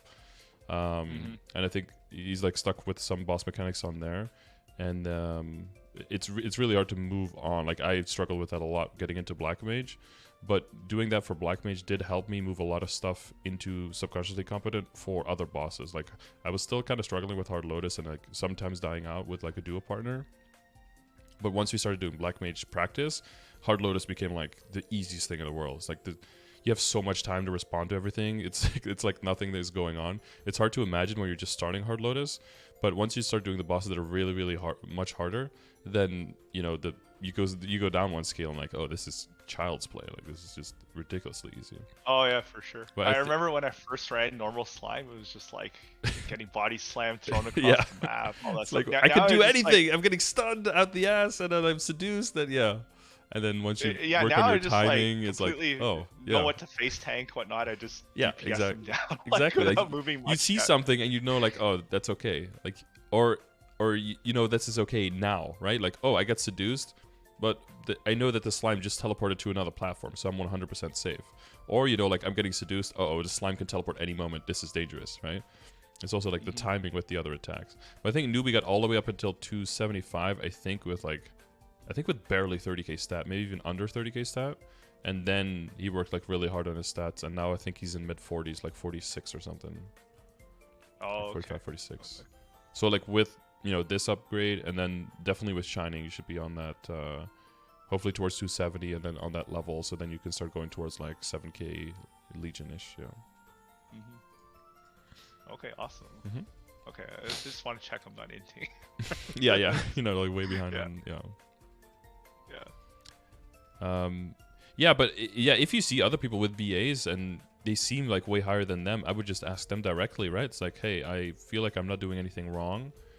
Just do a BA, like take a screenshot of a BA and like send it to them. Is like, do you see like the percentages of a certain skill, right? You can check BAs that way, right? Like what percentage of your damage is coming from a certain skill? Is there a certain skill that I'm like maybe not using properly, or are you just using completely different settings? You know, is that the best thing would just be to ask them directly if you see those numbers, because I mean, if people are trying to like flex their numbers, a lot of times they're usually more than willing to assert dominance as well, like on telling you why they're so much better than you. So you could just use that to your advantage to get some tips, right?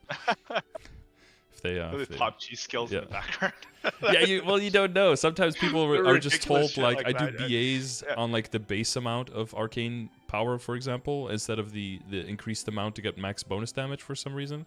Like there's like a lot of different configurations for BAs. Straw dummy BS, some people just still do this like a straw dummy. It's like, wait, how is that number so high? It's like, you do what is the other one? The wooden dummy. It's like, you have to cut it in half then, basically. Yep. If you see a huge difference on the dummy, like 0 ID. I mean, like, come on.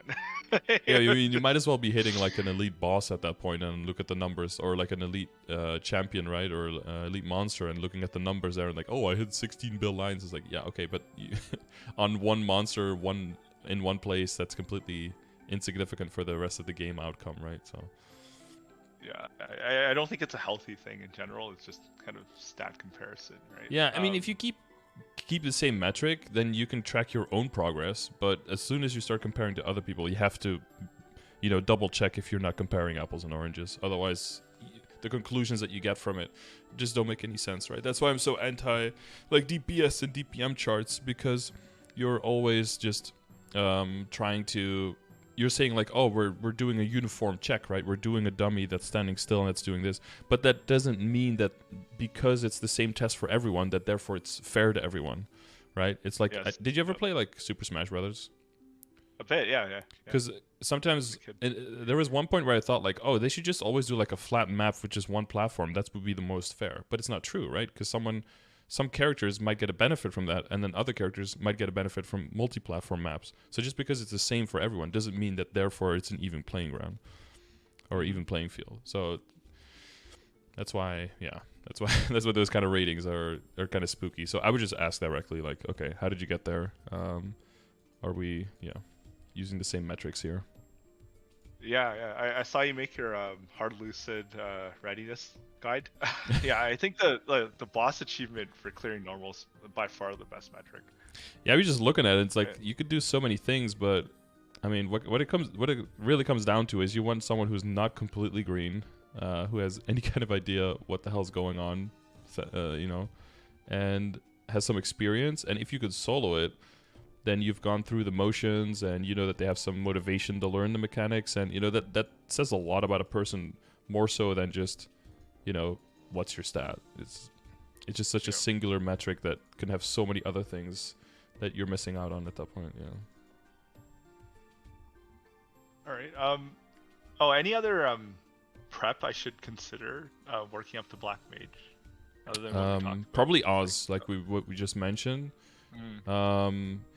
Once you get to the point when you get closer and closer to towards 47, 48k stat, there's definitely gains to be made, but those are like huge jumps that you only consider during huge events.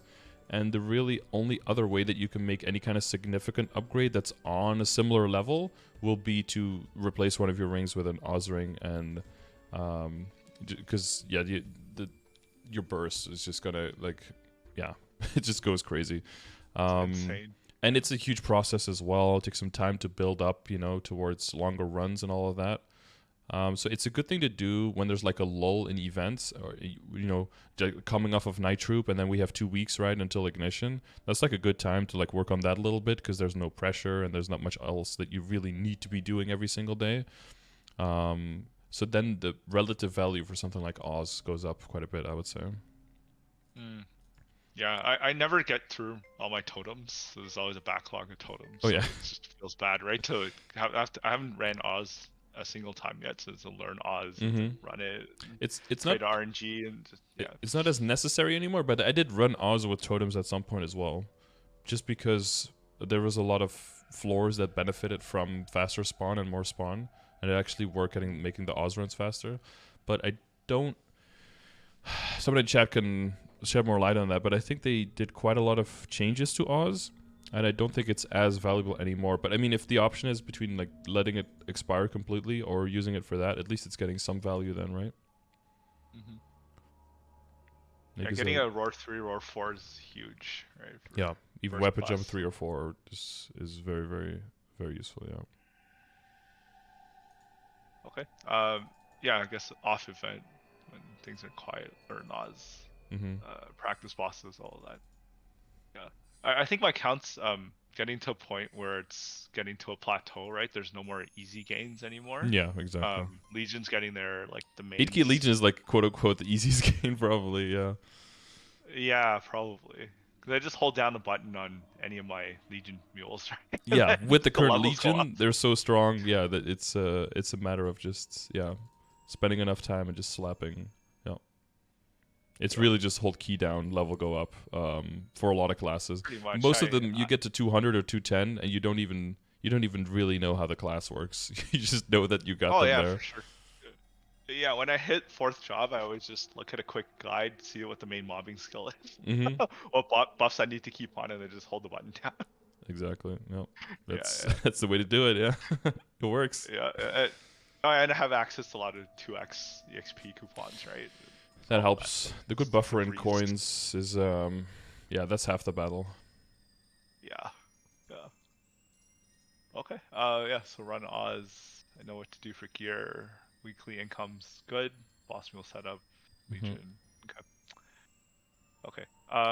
Yeah, keep an Oh eye yeah, out for for special Hyperburn. events, I guess, right? If something comes up like Yeah. totems or one Yeah. droid or Well, stuff like that, but you're probably always on the lookout for that. yeah, for sure. It's any bit of gains on the main. Um. Hmm. Okay. So for Hyperburn, Hmm. I'm having a lot of fun with the DS. Hmm. More fun than I thought it would, and it's really easy to level, right? So, should I like just keep grinding on it, but then it reduces the efficiency of when I slap a hyperburn on it, right? Hmm. Um, so I'm wondering like how much prep do I need to do? Because right now it's like 220. I'm running dailies every now and then, Hmm. just get the symbol levels up. Um, when hyperburn hits, am I okay to go just like with what I have, or do I need to do anything else on it? Because the map clutter is a problem too, right? When hyperburn comes up, like training's not gonna be That's what you easy meant by to map find a clutter. map. Yeah. Yeah. Hmm. So can I get to 250 just crawling through dailies and maybe some monster park and that kind of Yeah, stuff? some Yeah, I people don't want to said, fight for yeah, maps. I've heard some people say that if you, even if you're starting like all the way at 200, there's a very good chance you get pretty close to 250 just from doing like Monster Park and your dailies for symbols, just because of the extra bonus stuff. Um, of course, how long you take to do your dailies is going to go up considerably at the higher level areas. um, you have Yep. to take that into consideration. If you get like Dark Executioners at level 235, that's like a 40-minute daily almost. If you're just like barely meeting the requirements to even enter the area. But yeah, but the thing with the hyperburn is I don't think it matters terribly which character you put it on, because any class now you get to 250 is going to be able to do like easy lucid, normal slime, and everything below very easily. So it's mostly just picking something that you enjoy playing and that you like, and whether you're coming up from like 235 to 250 or from 225 up to 250, it's better to just cash in on that value rather than getting like, because even if the other character is like 10 levels lower, that's really just like 3 level ups, and it's pretty fast 3 level ups as well. It's mostly valuable, I think, for most people like 235 and up. So as long as they're like around 235 or lower, then I think it's fine. If your character's already in the 240s by then, maybe you use it on another character, you know? Like if you get to 242 or something, then I don't know, for 3 level ups, I probably wouldn't use the hyperburn, but if you're like 234 or something, it's probably still fine, yeah. Okay, so it's similar if I slam it on my Dawn Warrior or IL or Demon Slayer, right? It's not that big of a difference. Yeah, no, it's not a huge difference, yeah. So if you're enjoying those more and you want to expand on them and capitalize on the funding that they already have, you want to do that faster, that's totally fair play as well, I would say, yeah. Oh, is it ever worth tearing up your Absols on your side characters? Like, at which point do you kind of Like consider going legendary, for you mean? legendary pot? Yeah, legendary pot. It's Um, going beyond the free tier funding, which is just epic, yeah, online, or yeah, maybe unique. Yeah. yeah, exactly. Yeah, I would probably look for like 6 or 9% on epic and then like 12% on unique. I think if I wanted to fund them more, you would always find the resource that you can spare the most. So if you find that Mesos is something you have a decent amount of, or cubes is something you're getting a decent amount of, you can tier up. For me, I have a decent amount of nodes, so I would just do a little bit higher level on the boost nodes, for example. Or if you find that you have a good amount of time, maybe you just do symbols a bit more to get free stats there. You know, whatever resource you find that you can spare, just throw that one towards it. And then, but have a goal in mind before you do it, right? Because otherwise, the sky's the limit, and then you're just infinitely throwing resources into it. Just be like, okay, I want to do all of these bosses in 30 minutes, for example, and then try it, see how much you're over it, and then just do a little bit of extra funding, and then recheck, you know? Because I don't know, are they all in guilds with guild skills access? They're all in guilds. Okay. Yeah, they're all in guilds. Yep. You got at least like for like 30 skill points. Yeah, slightly more than that. Yeah. Okay. Yeah, like from 30 to 40 is a pretty small jump. Like 40 to 42 is pretty doable, right? Yep. Yep. Yeah, they're decent guilds. Yeah, just make sure you have those bases, covered, because that's a lot of the maybe should free go damage. wide first, right? Before going like deeper for easier clears. Because then like dropping nodes on setting up a new like CRA mule is probably higher priority, right? Than Yeah, like getting 50 a nodes boost on node a from yeah. But like you said, you already have your trinodes, right? So you can pretty directly fund it that way, versus still needing to find your trinodes or no pressure. yeah. Some bossing mules need skill nodes over anything else, and then that can be tricky to start with, like Hayato or something. Like that's rougher to start with. You need to all go into skill nodes there. Yeah. I'm not playing that. Yeah, okay. Hit 200 and yeah, it's Legion piece forever. It's very different 5th job versus 4th job, though. I would say it's a completely different class. Oh yeah, yeah. A lot of them I didn't even do the 5th job quest, so maybe I should go back when I have some spare time and just check it out. Yeah. Yeah, maybe. Yeah.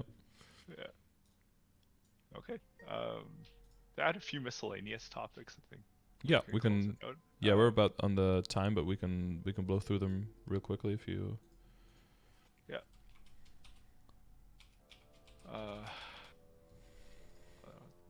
Where are they again? Oh yeah, so my Demon Slayer, I bought a fairy heart on it a while ago, but then I forgot that you need an Android to make it work, right? So I made a mistake. I started upgrading the fairy heart. It's like unique 3-line, so it's decent amount of stat that's not getting utilized, right? Not so working, yeah. Yeah, and then instead I was like, oh, I bought this like cool Android on my main, so now like when I realized it was like too late, right? Yeah. So what are my options to activate that heart? Like, so there's deluxe androids. They're easy to get like straight up from like Maplewood Watch if that ever comes around, or you can get recipes from them sometimes in the Root Abyss shops. Always check that. So it's called deluxe android. They're very easy to craft. It's like a little bit of superior, a little bit of like some lithium and some maybe some like fucking what is it, like wisdom or luck ores or something. Very easy to craft. That works on those. The other thing you could do is you could do Mysteria Through Time. That's a pretty long quest line though, so I would put that on the maybe borderline the fuck no pile. But it's like a really long quest line that gives you an android with a shop function, and then a medal that's decent as well. So that could be an option. And the other one is just to wait for the next event shop that has androids in the shop, which will probably be Ignition in about a month, and then you can buy that one to activate it. Probably for event currency or Meso. Usually it has like one for each available. Oh, okay. Yeah, I might just do that.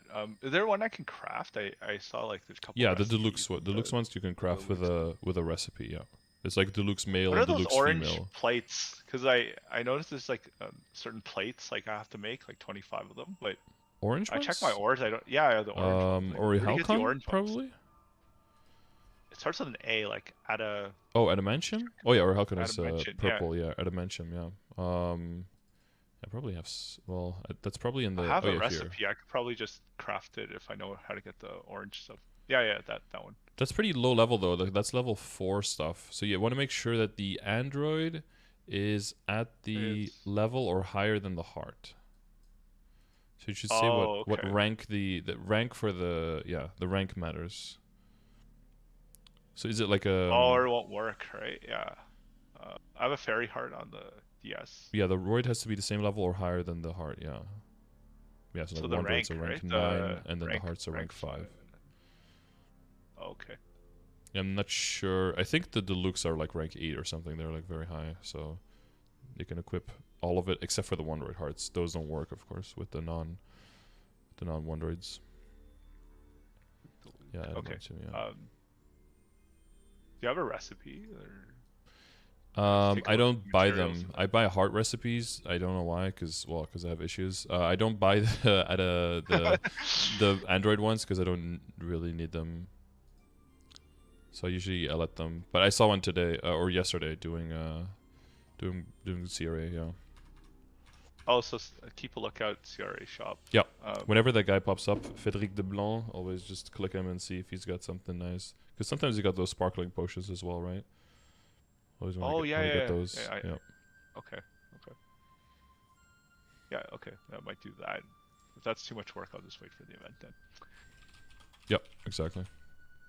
Okay, awesome. Oh, I had a topic on like if I have to reduce my play schedule or you know, it gets like unpredictable, I'm thinking like given where my count is right now, if I have, let's say, for example, only 30 minutes to play on a weekday, um, how should I spend those 30 minutes? Or like if I only have an hour to play, right? Yeah, it kind of depends on the stage of the game that you're in, but I would say like whatever symbol dailies are most pertinent for your account are probably going to be the most important. If there's an event plus symbol dailies, usually you can double dip a little bit. So like, yeah, so for you, Cernium dailies would probably be by far, because it's just such a slow, arduous process. That'd probably be the most important thing you can do by far. And then after that, it would probably be any kind of boss that drops has a chance to drop an equip. You know, like if you are at the point where you're like doing duo or trioing, like the like Tenebris, or you're doing Lotus Heart Damien solo, like that kind of stuff. I would definitely scale around trying to do those, even if you're just doing one, you know, and then leaving your computer on so that the guild skills come back for the next day, you know, something like that. That should be giving you enough, at least enough value within your time, if you're really that limited on how long you can play for. Oh, during the week, I'm pretty sure I can have time to clear all the bosses and everything. It's just sometimes on the weekdays, I guess Cernium dailies, Ursus, Maple Tour, quick money. Maybe Helix, right? Yeah, Helix is pretty high priority. You're good on backups and coins though, so it's not as pressing for you for your main character. But in general, that is like for your account. You know, if other characters are trying to move towards that point, that would be a decently high priority, I would say. Yeah. Like if I can grab a Helix trade, right, or something, yeah, high priority. Normal arc, right, primals. Yeah, again, you're good on primals as well. So I would say I'd probably be more effective to definitely make sure that you get those harder boss runs in, because that's like a 1 in so many odds most of the time to try to get those equips. So make sure you get all of those in. But yeah, if you can get those in the beginning of the week and then you still have time, then definitely those things you mentioned are high level. And then just sometimes, like I said, like some events are too big to really participate in all of it. But a lot of times, and the Night Troop is a very good example of that, even if you're not like capping your coins every single day, but if you're at least working on like the overarching rank that goes up, that's usually already a very good value for a limited amount of time spent in events. Like just the passive buffs and stuff like that you get just from, you know, being in the event and just getting like the ranks for your account. And that'll, again, like with the bossing mules, it will also help that all of them will be skilled up as well to doing a whole lot of damage. So that's usually good value for your time spent. Yeah. So it's probably like if I have 30 minutes, log into main, pick up the Cernium daily, go kill 100 fire spirits or something, right? Yeah. Well, 1,000, right? Yeah, 1,000, and then rush Helix down, and then just do Maple Tour and log out, right? Probably. Yeah, something like that. Yeah, do at least like one of those extra things. So, like, if you make sure you do like 2 Helixes a week and like 2 of the other things a week, you could do like 7 Helixes, but then maybe not have time for any of the other stuff. If you, kind of like alternate between it, so that some of the stuff gets done every week. So it's never a week where one piece of content gets completely ignored. That's probably a good idea. Yeah. Commercy once or twice a week. Yeah, exactly. But again, there, like, you've been really good with your dailies. Like, you know, with the amount of backups that you have, if you have like several thousand dineros, you're already really good on those. So you can, especially if you tap those 19s, you're like, okay, the next jump is up to 21. I might not even need that for a long time. It might be a decent idea to just let yourself also just not do those dailies for a while and just see how that feels. Yeah. I guess if I had to choose between doing 12 Commercy runs on my main versus doing arcane symbols on a side main, right? I should probably do the symbols on the side main. For value for the account, that would be better. Yeah. But again, if you have the time, right? Time is the factor there, because having like 12 minutes versus the other one might take longer. But if there's an event going on and they can get a little bit of bonus from the event and they can get the symbols, then overall like overarching for your account, that's good value. It's a bit microscopic, but it's like, let's say in 10 minutes for the Commercy runs versus I could do 3 kill quests, right, on the Dawn Warrior. Yeah. That's probably the 3 kill quest, right? Is better. Yeah. Yeah, most likely. Okay. Yeah. Especially if you're already sitting on 4K dineros, yeah. Yeah. Yeah. I try not as well, so it's like you build it up when I need later on. Yeah. You don't. Yeah. If you start building when you already need it versus when you so that you have it ready when you need it, yeah, that's a huge difference for your mental. Usually, people are like, I want to make Meister rings. I have nothing. Yeah. I'm that's done with also true. transposing as well, right? Yeah. So there's no it's more just transposing. backups. Yeah. Okay. Yeah, that can eat if you get unlucky. Oof. That can be rough. Yep. Yeah, I'm skipping Monster Park every now and then. Just like getting tired of it, but like, what's your thoughts on doing the Night Stronghold one just to get it done, get the clear and get the like coins for the potions versus using like something that's around like a side character's level for, I would definitely, like, if you even remotely like stretch for time, I would just do Night Stronghold and not think about it. I do I have too much time playing this game, right? Because I do this all day, every day. So I definitely, most days I will do the long run, but sometimes if it's like near the end of the day and there's not that much time left, I'll just do the Night Stronghold as well. And some days I forget as well, but the ones for around your level, they really start taking quite a bit, because even the Hayato now, who's kind of blowing through them, it's still 2.5 minutes per run. Because the way I look at it is like, okay, it's 2.5 minutes per run. I could do Night Stronghold in less than a minute, so I'm wasting like almost 2 minutes per run. 7 runs a day, so let's say it's like, I don't know, like almost, we're rounding up a lot here, but so let's say it's 12-13 minutes. I do that the whole week. That's about like 85 minutes of time just for the EXP. If I spend that 85 minutes instead doing dailies or grinding on a character, that would be more EXP. So it's like, if I really want to commit that hard to it and I have like totems left over and stuff like that, then I could also just do one totem and use it like, like 2/3 of it, and I would get more gains in the same amount of total time. But if I'm just trying to get the progress for the badge, for the medal, if that's the main thing, and just make sure that I can keep up the Monster Park potions, then I could also just do Night Stronghold, and it's not really a big loss. Sounds like Night Stronghold the way to go. You could just grind the XP, right? In the time you save. Yeah, or maybe you can't, right? That's the problem. Like, maybe you're out of totems because you're using them somewhere else, and you don't have access to the totem. You'd have to like off totem grind somewhere, which would be like a huge fucking meme, right? So then maybe you do the Legion stuff, but that's mostly when you're like scaling up because you have like too much time to spend. And with what you were just asking, you were talking more about like not having that much time. Yeah, so I don't ever have that situation. Yeah, so I would go towards the Night Stronghold then in that situation. Yeah. Because that's the same thing as like building up the Dreadnought and then eventually being able to just like slam the Dolces, right? Yep.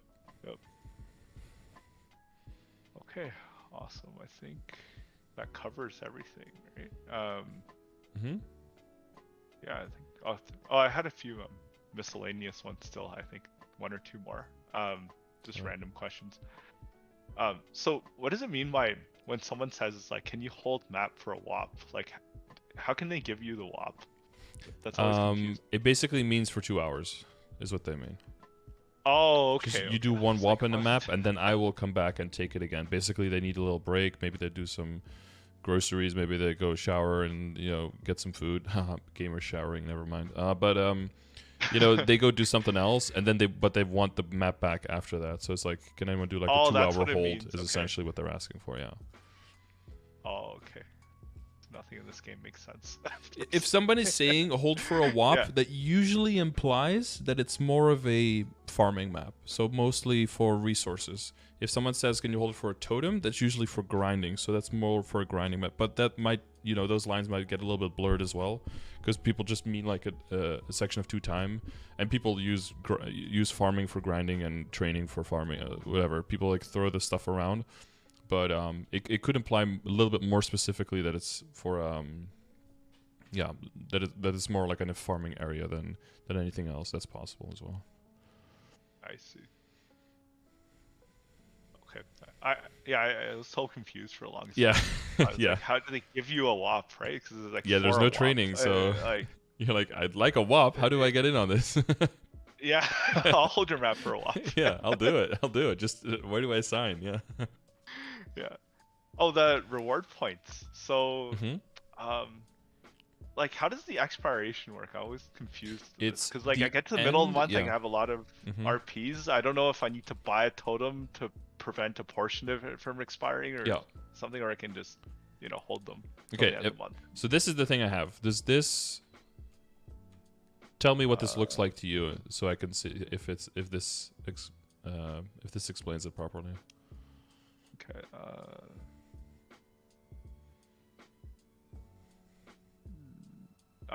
No, because I don't know the difference between bank versus active, right? So if you're in the I have month of trouble January, yeah. as soon as January starts, the points that expire are the points that you got in November. The points that I see. are like in your Okay. bank that get spent first if you buy something, those are the points you got from December. And then the active points that you're generating are the points you're generating in January because it's January. So then as soon as it hits February, all those points from December that were getting spent first, that weren't spent, those will then expire. All the points from January that were getting actively gotten, that's why it's like the same color, right? Those will now go into the bank and will get spent first, and then you start actively gathering the February points. Yeah. It's a tranche, yeah. Okay. Yeah, so all the points you get from November 1st all the way to November 30th are just all going into one pile. So the one from November 1st almost lasts 2 months, and the ones from November 30th last just barely more than 1 month, basically. Just to they do it this way to make it sure that the points you get on November 30th don't expire like literally the next day, right? on December 1st, because then that would be pretty unfair for those points that you just got. That's basically why it works that way. Yeah. I see. Okay, then yeah, I don't need to worry because I was thinking. So, and if you're ever wondering, you could always go into the cash shop as well, and then on the top right there should be reward points there. Yeah. Oh, do they tell you which month you earned it in? Well, you can go to expirations, and then it'll say on which date how much will expire.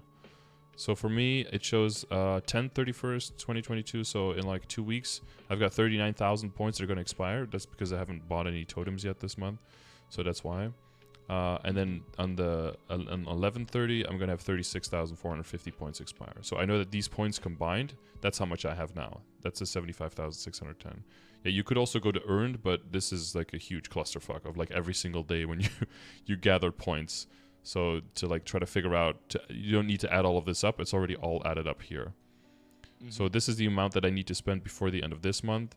And if I don't spend all of them, then they'll expire, and then it'll keep track of like how much you've let expire, basically. So I've been really good looking at my points starting at like end of December here in 2020, and then I had no points expire all the way until August, because at August I actually forgot to buy my totems for August, so I left like 11 totems in there, and that's why I had some points expire.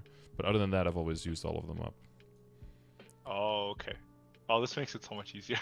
Yeah, you can always keep track, like, so that's why I usually say, like, at the end of the month, be like, oh, guys, remember to check your reward points. And then it's a good idea to just, like, around the 28th or the 29th of the month, maybe put, like, a reminder in your calendar just to double check and see, like, yo, is there a crazy amount expiring? Oh, there is. And now you can just one-click shop, go to the reward shop here, and then just start buying out. Because I never know, like, if I can spend some on the black cubes, red cubes, right? Yeah. Because I wasn't sure how soon it'll expire. Yeah, it might be harder to keep track of like how much can go where. Yeah. Yeah, because I ran into a situation where a month I didn't play too much, but then I was buying the red cubes, black cubes, and then I couldn't have enough reward points to buy out the totems. Yeah, that'll happen. Feels bad. Yeah. Once you start building up on the boss mules, though, that's never gonna happen anymore, because they just generate so many reward points. Sorry, not boss cubes. Sorry, the boss mules. They'll just generate so many reward points that it's like impossible to spend them all. That's around the time where I started buying. Play schedule 1 month. I started like buying cubes in non-reboot at that point with them, and then upgrading stuff there, and then selling it for Meso in the auction house, so that I could then trade the Meso for Maple points, so I could do more Maple Tour. Like I started like scaling up that way, just to put all the reward points to use. Indirect form of cash. Yeah, that's a little bit of a try-hard way of like putting your resources to work, but that is possible. Yeah, I just buy the Maple points to do the Maple Tour sometimes. Right? It's like 30 cents a run or something. It's more direct. Yeah, it's yeah.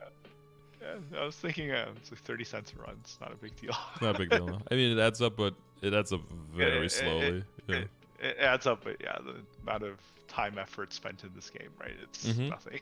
Yeah, you just decide if it's worth it for you or not. Yeah. Yeah. If it is, then you go for it. Okay. Well, thanks for help. I mean, it's good to have this follow-up session. Yeah, it's been a while, and but you've gotten very far into the game. It's good to see that you've made a lot of good progress. Yeah, let's have good luck after the sessions like last time, right? Okay. Oh, you're actually just buying good luck. Oh, I see. Okay, you're just buying good luck for tomorrow. That you're just cashing in. I see. Okay. I just thought that was it came to mind. First superior earring drop, and then I had a dominator drop like the very next day after the last session. So, okay, that is pretty clean. And a week after that, I think I got my 40 boss fam or something. So Are we stealing my luck? Oh, damn. Okay, it's a good thing I don't have any major projects planned for. I should empty the coffers tomorrow, right? Yeah. Star Force. If that's the case. Yeah. Yeah, 50 bill in a dream. You can go pretty far with that. 50 bill in a dream can get a lot of stuff done. All you need is Yeah, just a little bit of has to go wrong. RNGs. I mean, yeah, exactly. I mean, a exactly. lot has to go wrong for me to not make an upgrade tomorrow. Oh yeah. Yeah. Yeah, like your actual internet would have to die like the entire time or something. I mean, at that point, you just drive over to a friend's house and just do it. Like, I need to make some gains, bro. Download MapleStory. I'm coming over. Just hotspot it on the laptop. Yeah, something like that. Yeah, just for it to tap. Yeah. Yeah. Do you always star catch? Like just wait for it to cool down and then like do something No, else? almost never. I think at this point, if there's like no boom room in 5 to 15, I might just like slam it all the way up to 16, and then so usually when I start catch is like 14 to 15, and then like 18 plus is like where I consider it, honestly. But that's if you're like doing 21 projects. If you're only aiming for 19 eventually, there's a little bit of a trick to it, is that because it speeds up, right? So after a while, it's like way too fast. But it's a separate timer per character. So in an event like tomorrow, if you're doing multiple characters, you could do like star catch on a character and go all the way up until it's, all the way too fast.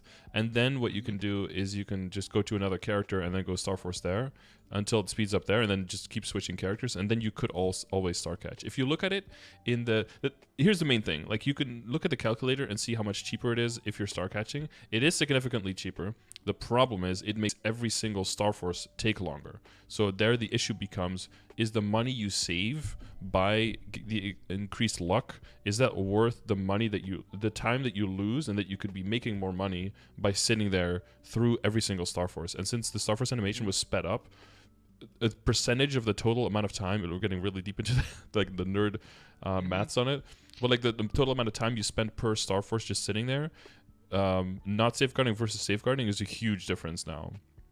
So the question is more like, is that part worth it? I think it's worth it because it's just the one day. I think Jeff posted a video on Star Forcing, right? It's like if you spend 28 bill, it's actually 35, something like that, right? If you star catch every time.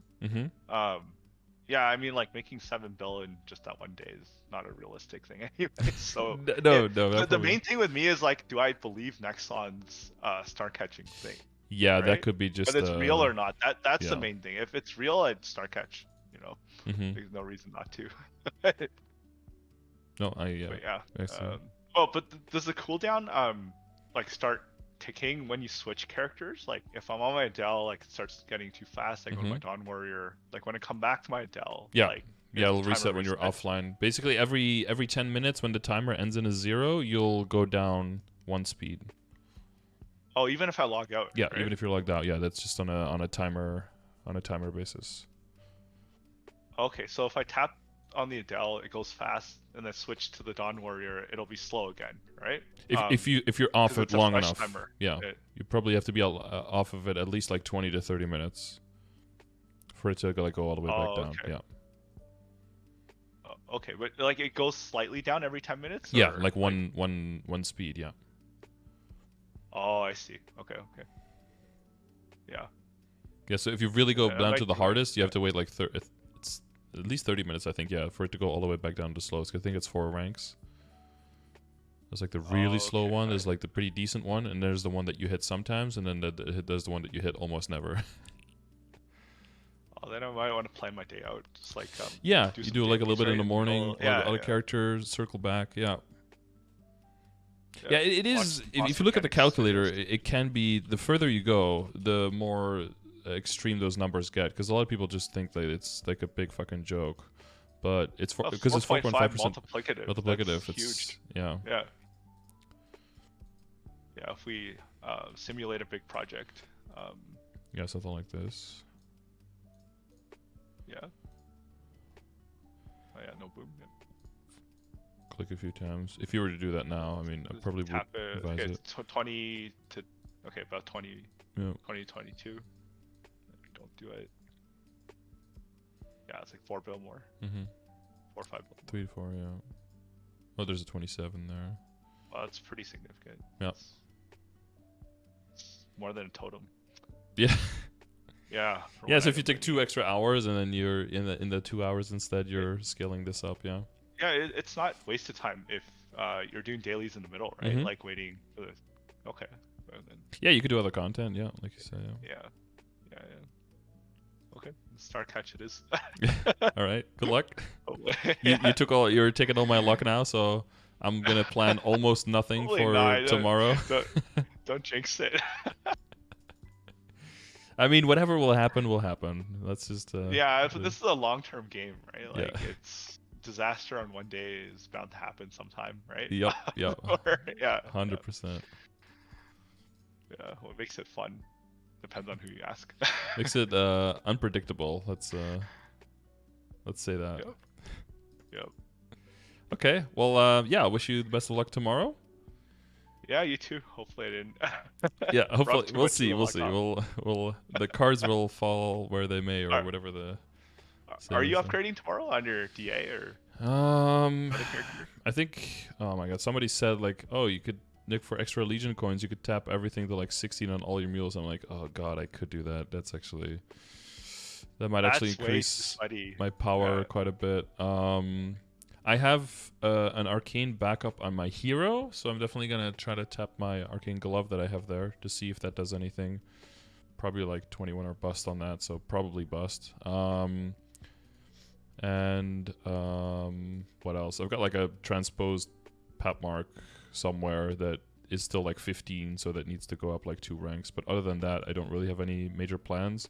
The main thing I want to do is work on my potentials next. So I'm probably just holding for cube sale, and then maybe on Shining Star Force if there's any of my 250s that I want to really push into the next category that they're in, because they're really in like early late game-ish situation, but like level wise they're already pretty like mid late game.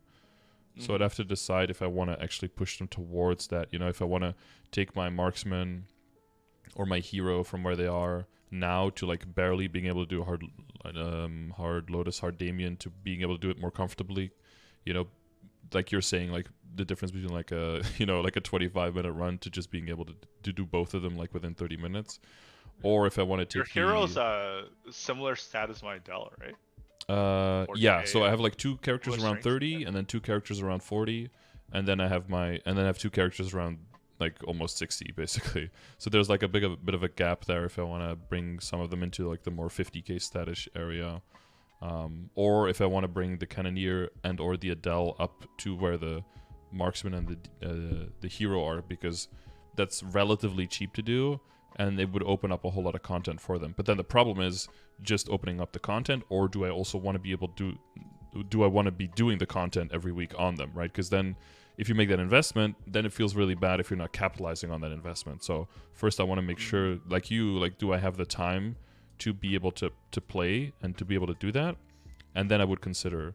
But if I don't see myself really having the time to do all those bosses, then I'm not going to make the investment either, because then I'll just feel bad both ways, that I spent the money and that I'm not capitalizing. So I want to save myself from that possible, feeling bad about that. So Yeah, like scaling up on boss mules too fast, especially if they're all struggle runs every week. You just don't want to play anymore. yeah, that it's just demotivating, because like I know I should be doing that character, but I don't want to spend the next 45 minutes like making this kind of money, because I could do like 3 other mules for like 15 minutes and make way more on each, so then it doesn't make sense, you know.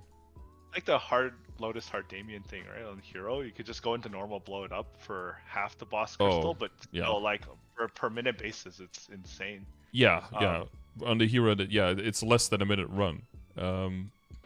For like for almost half the money, or like more than half the money. Blow it up. Yeah. Because what do I do hard for? Like, what if I get an actual pitch drop? Now I'm gonna feel like I need to upgrade that, because who sits on a pitch and does nothing with it, right? But then why would I upgrade that if I'm not trying to go to a different piece of content with that? So it's like, it's very clearly the game forcing you in a certain way rather than me choosing to do that. So I want to make sure that I make the choice rather than it's just something that I'm expected to do and I'm just following what the game is telling. Because the game's ultimate goal is just to make you play all day, every day. Like, that's the goal. Don't cave to peer pressure. Exactly. I'm trying not to cave. Just let it sit there. It's future proofing, right? In case you want to liberate later on. The third character. Yeah, 6th character lib. Yeah, exactly. Very realistic. Are you gonna get Apso on your Adele? Because last time I saw it, I think it was still sitting on the Necro shoe or something like that. I think I moved it to Tyrants now. Thank you very much. Okay, I've Okay. Yeah, I've definitely made a huge upgrade. Okay. No, I think I'll. I think it's going to be this similar situation, not quite as extreme, but like with the DA, where Abzo wouldn't really make much sense. Or I'm going to do the same thing I did on, like the Hero and the Marksman, and really just make like 20-star Abzos and just sit on that. Or I'll just skip all that bullshit and just go straight for Arcanes. But I'm probably going to start bringing them into parties and start like weaning. Hopefully the Hero gets his drop work like all the way up to 19 at least, because that would mean that I can cleanly go up to I can take the Hero out of my hard boss party and then replace it with the Cannoneer or the Adele, still do a decent amount of damage, and we should be fine with clearing. But then I can start trying to get Arcanes there, because that was the plan all along with all of my characters. But like my DA never got a drop except for weapons, which was the one thing I already had, and then with my Marksman as well, and also never got any drops except for one, and that boomed like first try 17 to 18. So it's like, if I have 20 Arcanes already, I can push pretty hard on it. I need to get him, 20 Abzos. I need to get him at least to 19 before they start really getting into the terms where I want to switch over to them. So if they boom before 19, that's fine. But yeah, probably trying to move the lower level characters into Arcanes so I can skip the whole Abzo bullshit, because I just don't want to do my weeklies, and I also don't want to fuck around with like hard Lotus, hard Damien exchanges and stuff. Oh yeah, I thought about that. It's like I could do that, because I've got two characters. I don't want to carry someone on a 25-minute run. Like that's. Yeah, well, I have two characters that could do it very fast, right? Like the Arc and the DA could do it very fast. But for me, it's more like the scheduling or having like a set appointment every week to have to do that, and it's like I just don't feel like locking in more time during the week than I already am locked in. So I'm like yeah. I don't know, it's an option, though. Do you have a preference for a third character after the DA to bring up, or just whoever gets the best drops you're going to bring up next? I think I like the Cannoneer the most, honestly.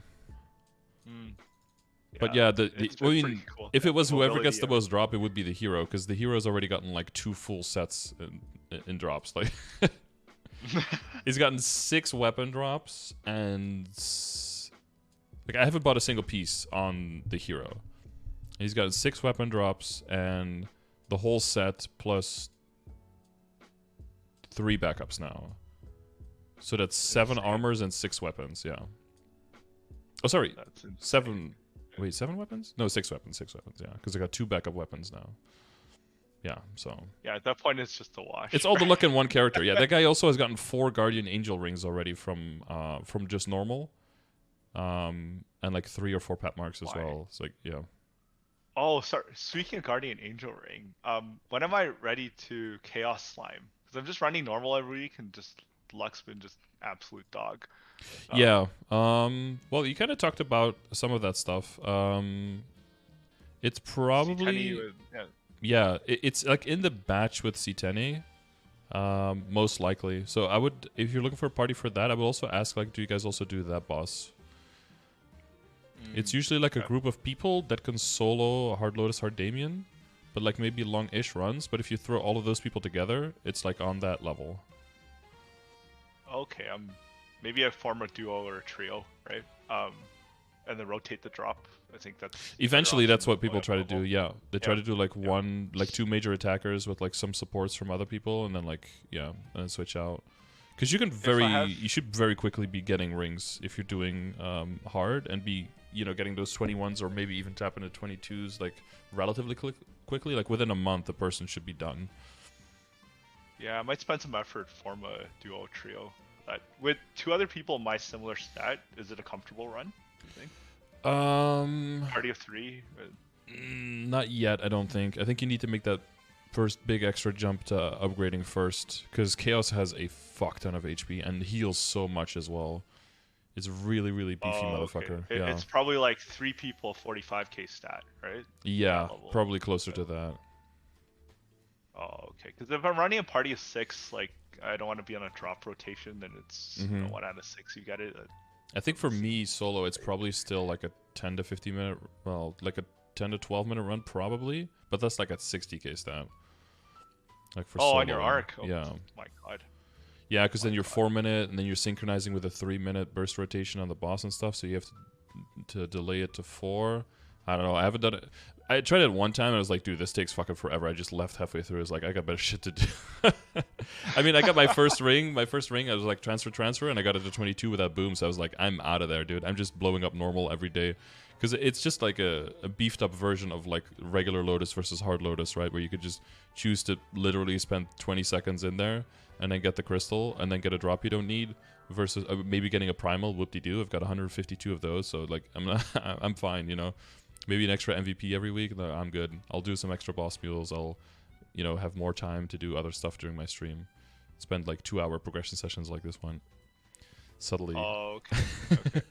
Well, subtly try to let you know we're quite a bit over time. Okay, we're good. We're good. I'm good. But yeah, no, it was nice talking, and good to see all your progress. And here's to much more progress, and to looking forward to those pictures from those solo crystals soon. Okay.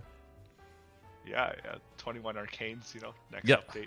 Easy. Black Mage ready. Yeah, if you keep going during Shining, we might see one. Yeah, if you get some backup boxes and you get lucky on one, all it takes. Maybe book something again in the new year, right? After all the big upgrades and get BM ready. Yeah. Yep, exactly. Right. So first clear in March? Ambitious. Yeah. Work is still a shit show. Oh, okay. Not much time to play. Yeah, okay, yeah, that'll be a big factor whether you have that time. Yeah, we'll see. Maybe another leveling event will get you there. But yeah, I wish you best of luck, and I'll see you around in the chat. Yeah. Thanks all right. for the advice. Always. You're very welcome. Right. Yeah, thanks. Okay, bye. All right, your totem should be about over now. If your totem isn't over yet, then I don't know what you're doing. But grind. And hopefully there was some advice in there that was applicable to your personal situation. As you saw, we did give the advice here to push quite a bit more during the upcoming event tomorrow than on the last one. And the major difference was way more money to your name and a higher return of making your money back, right? So if you have a good set of income, then you can push harder during this event.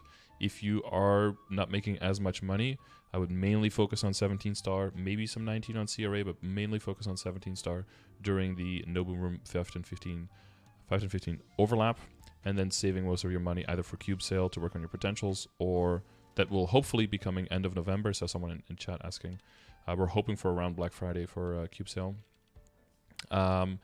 which would be 30% off if it happens, most likely.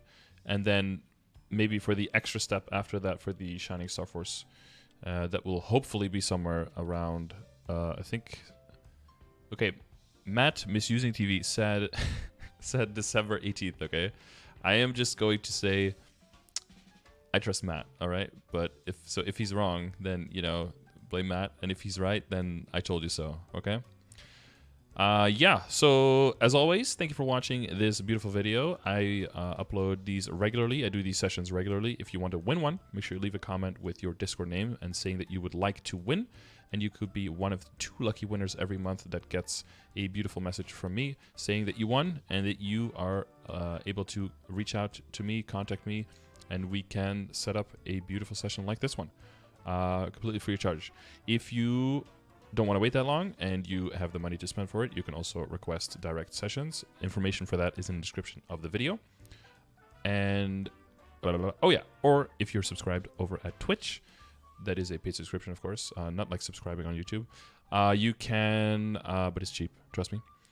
You can also redeem them there with channel points, which you, oh, hit my microphone again. Is my mic working? Yeah. Which you get for free just by watching the stream. I stream every day, so you can rake in those points very, very quickly. So, yeah, check out the next video or find me live over at twitch.tv. And there you will have this chat. Both online and offline will be available to check out all of these resources. We didn't go through that many of them in this session, but we went through the calculator, for example. All of that can be used in the chat here, and links and info are available there to everyone. So thanks for watching, and I'll either see you on stream or on the next video.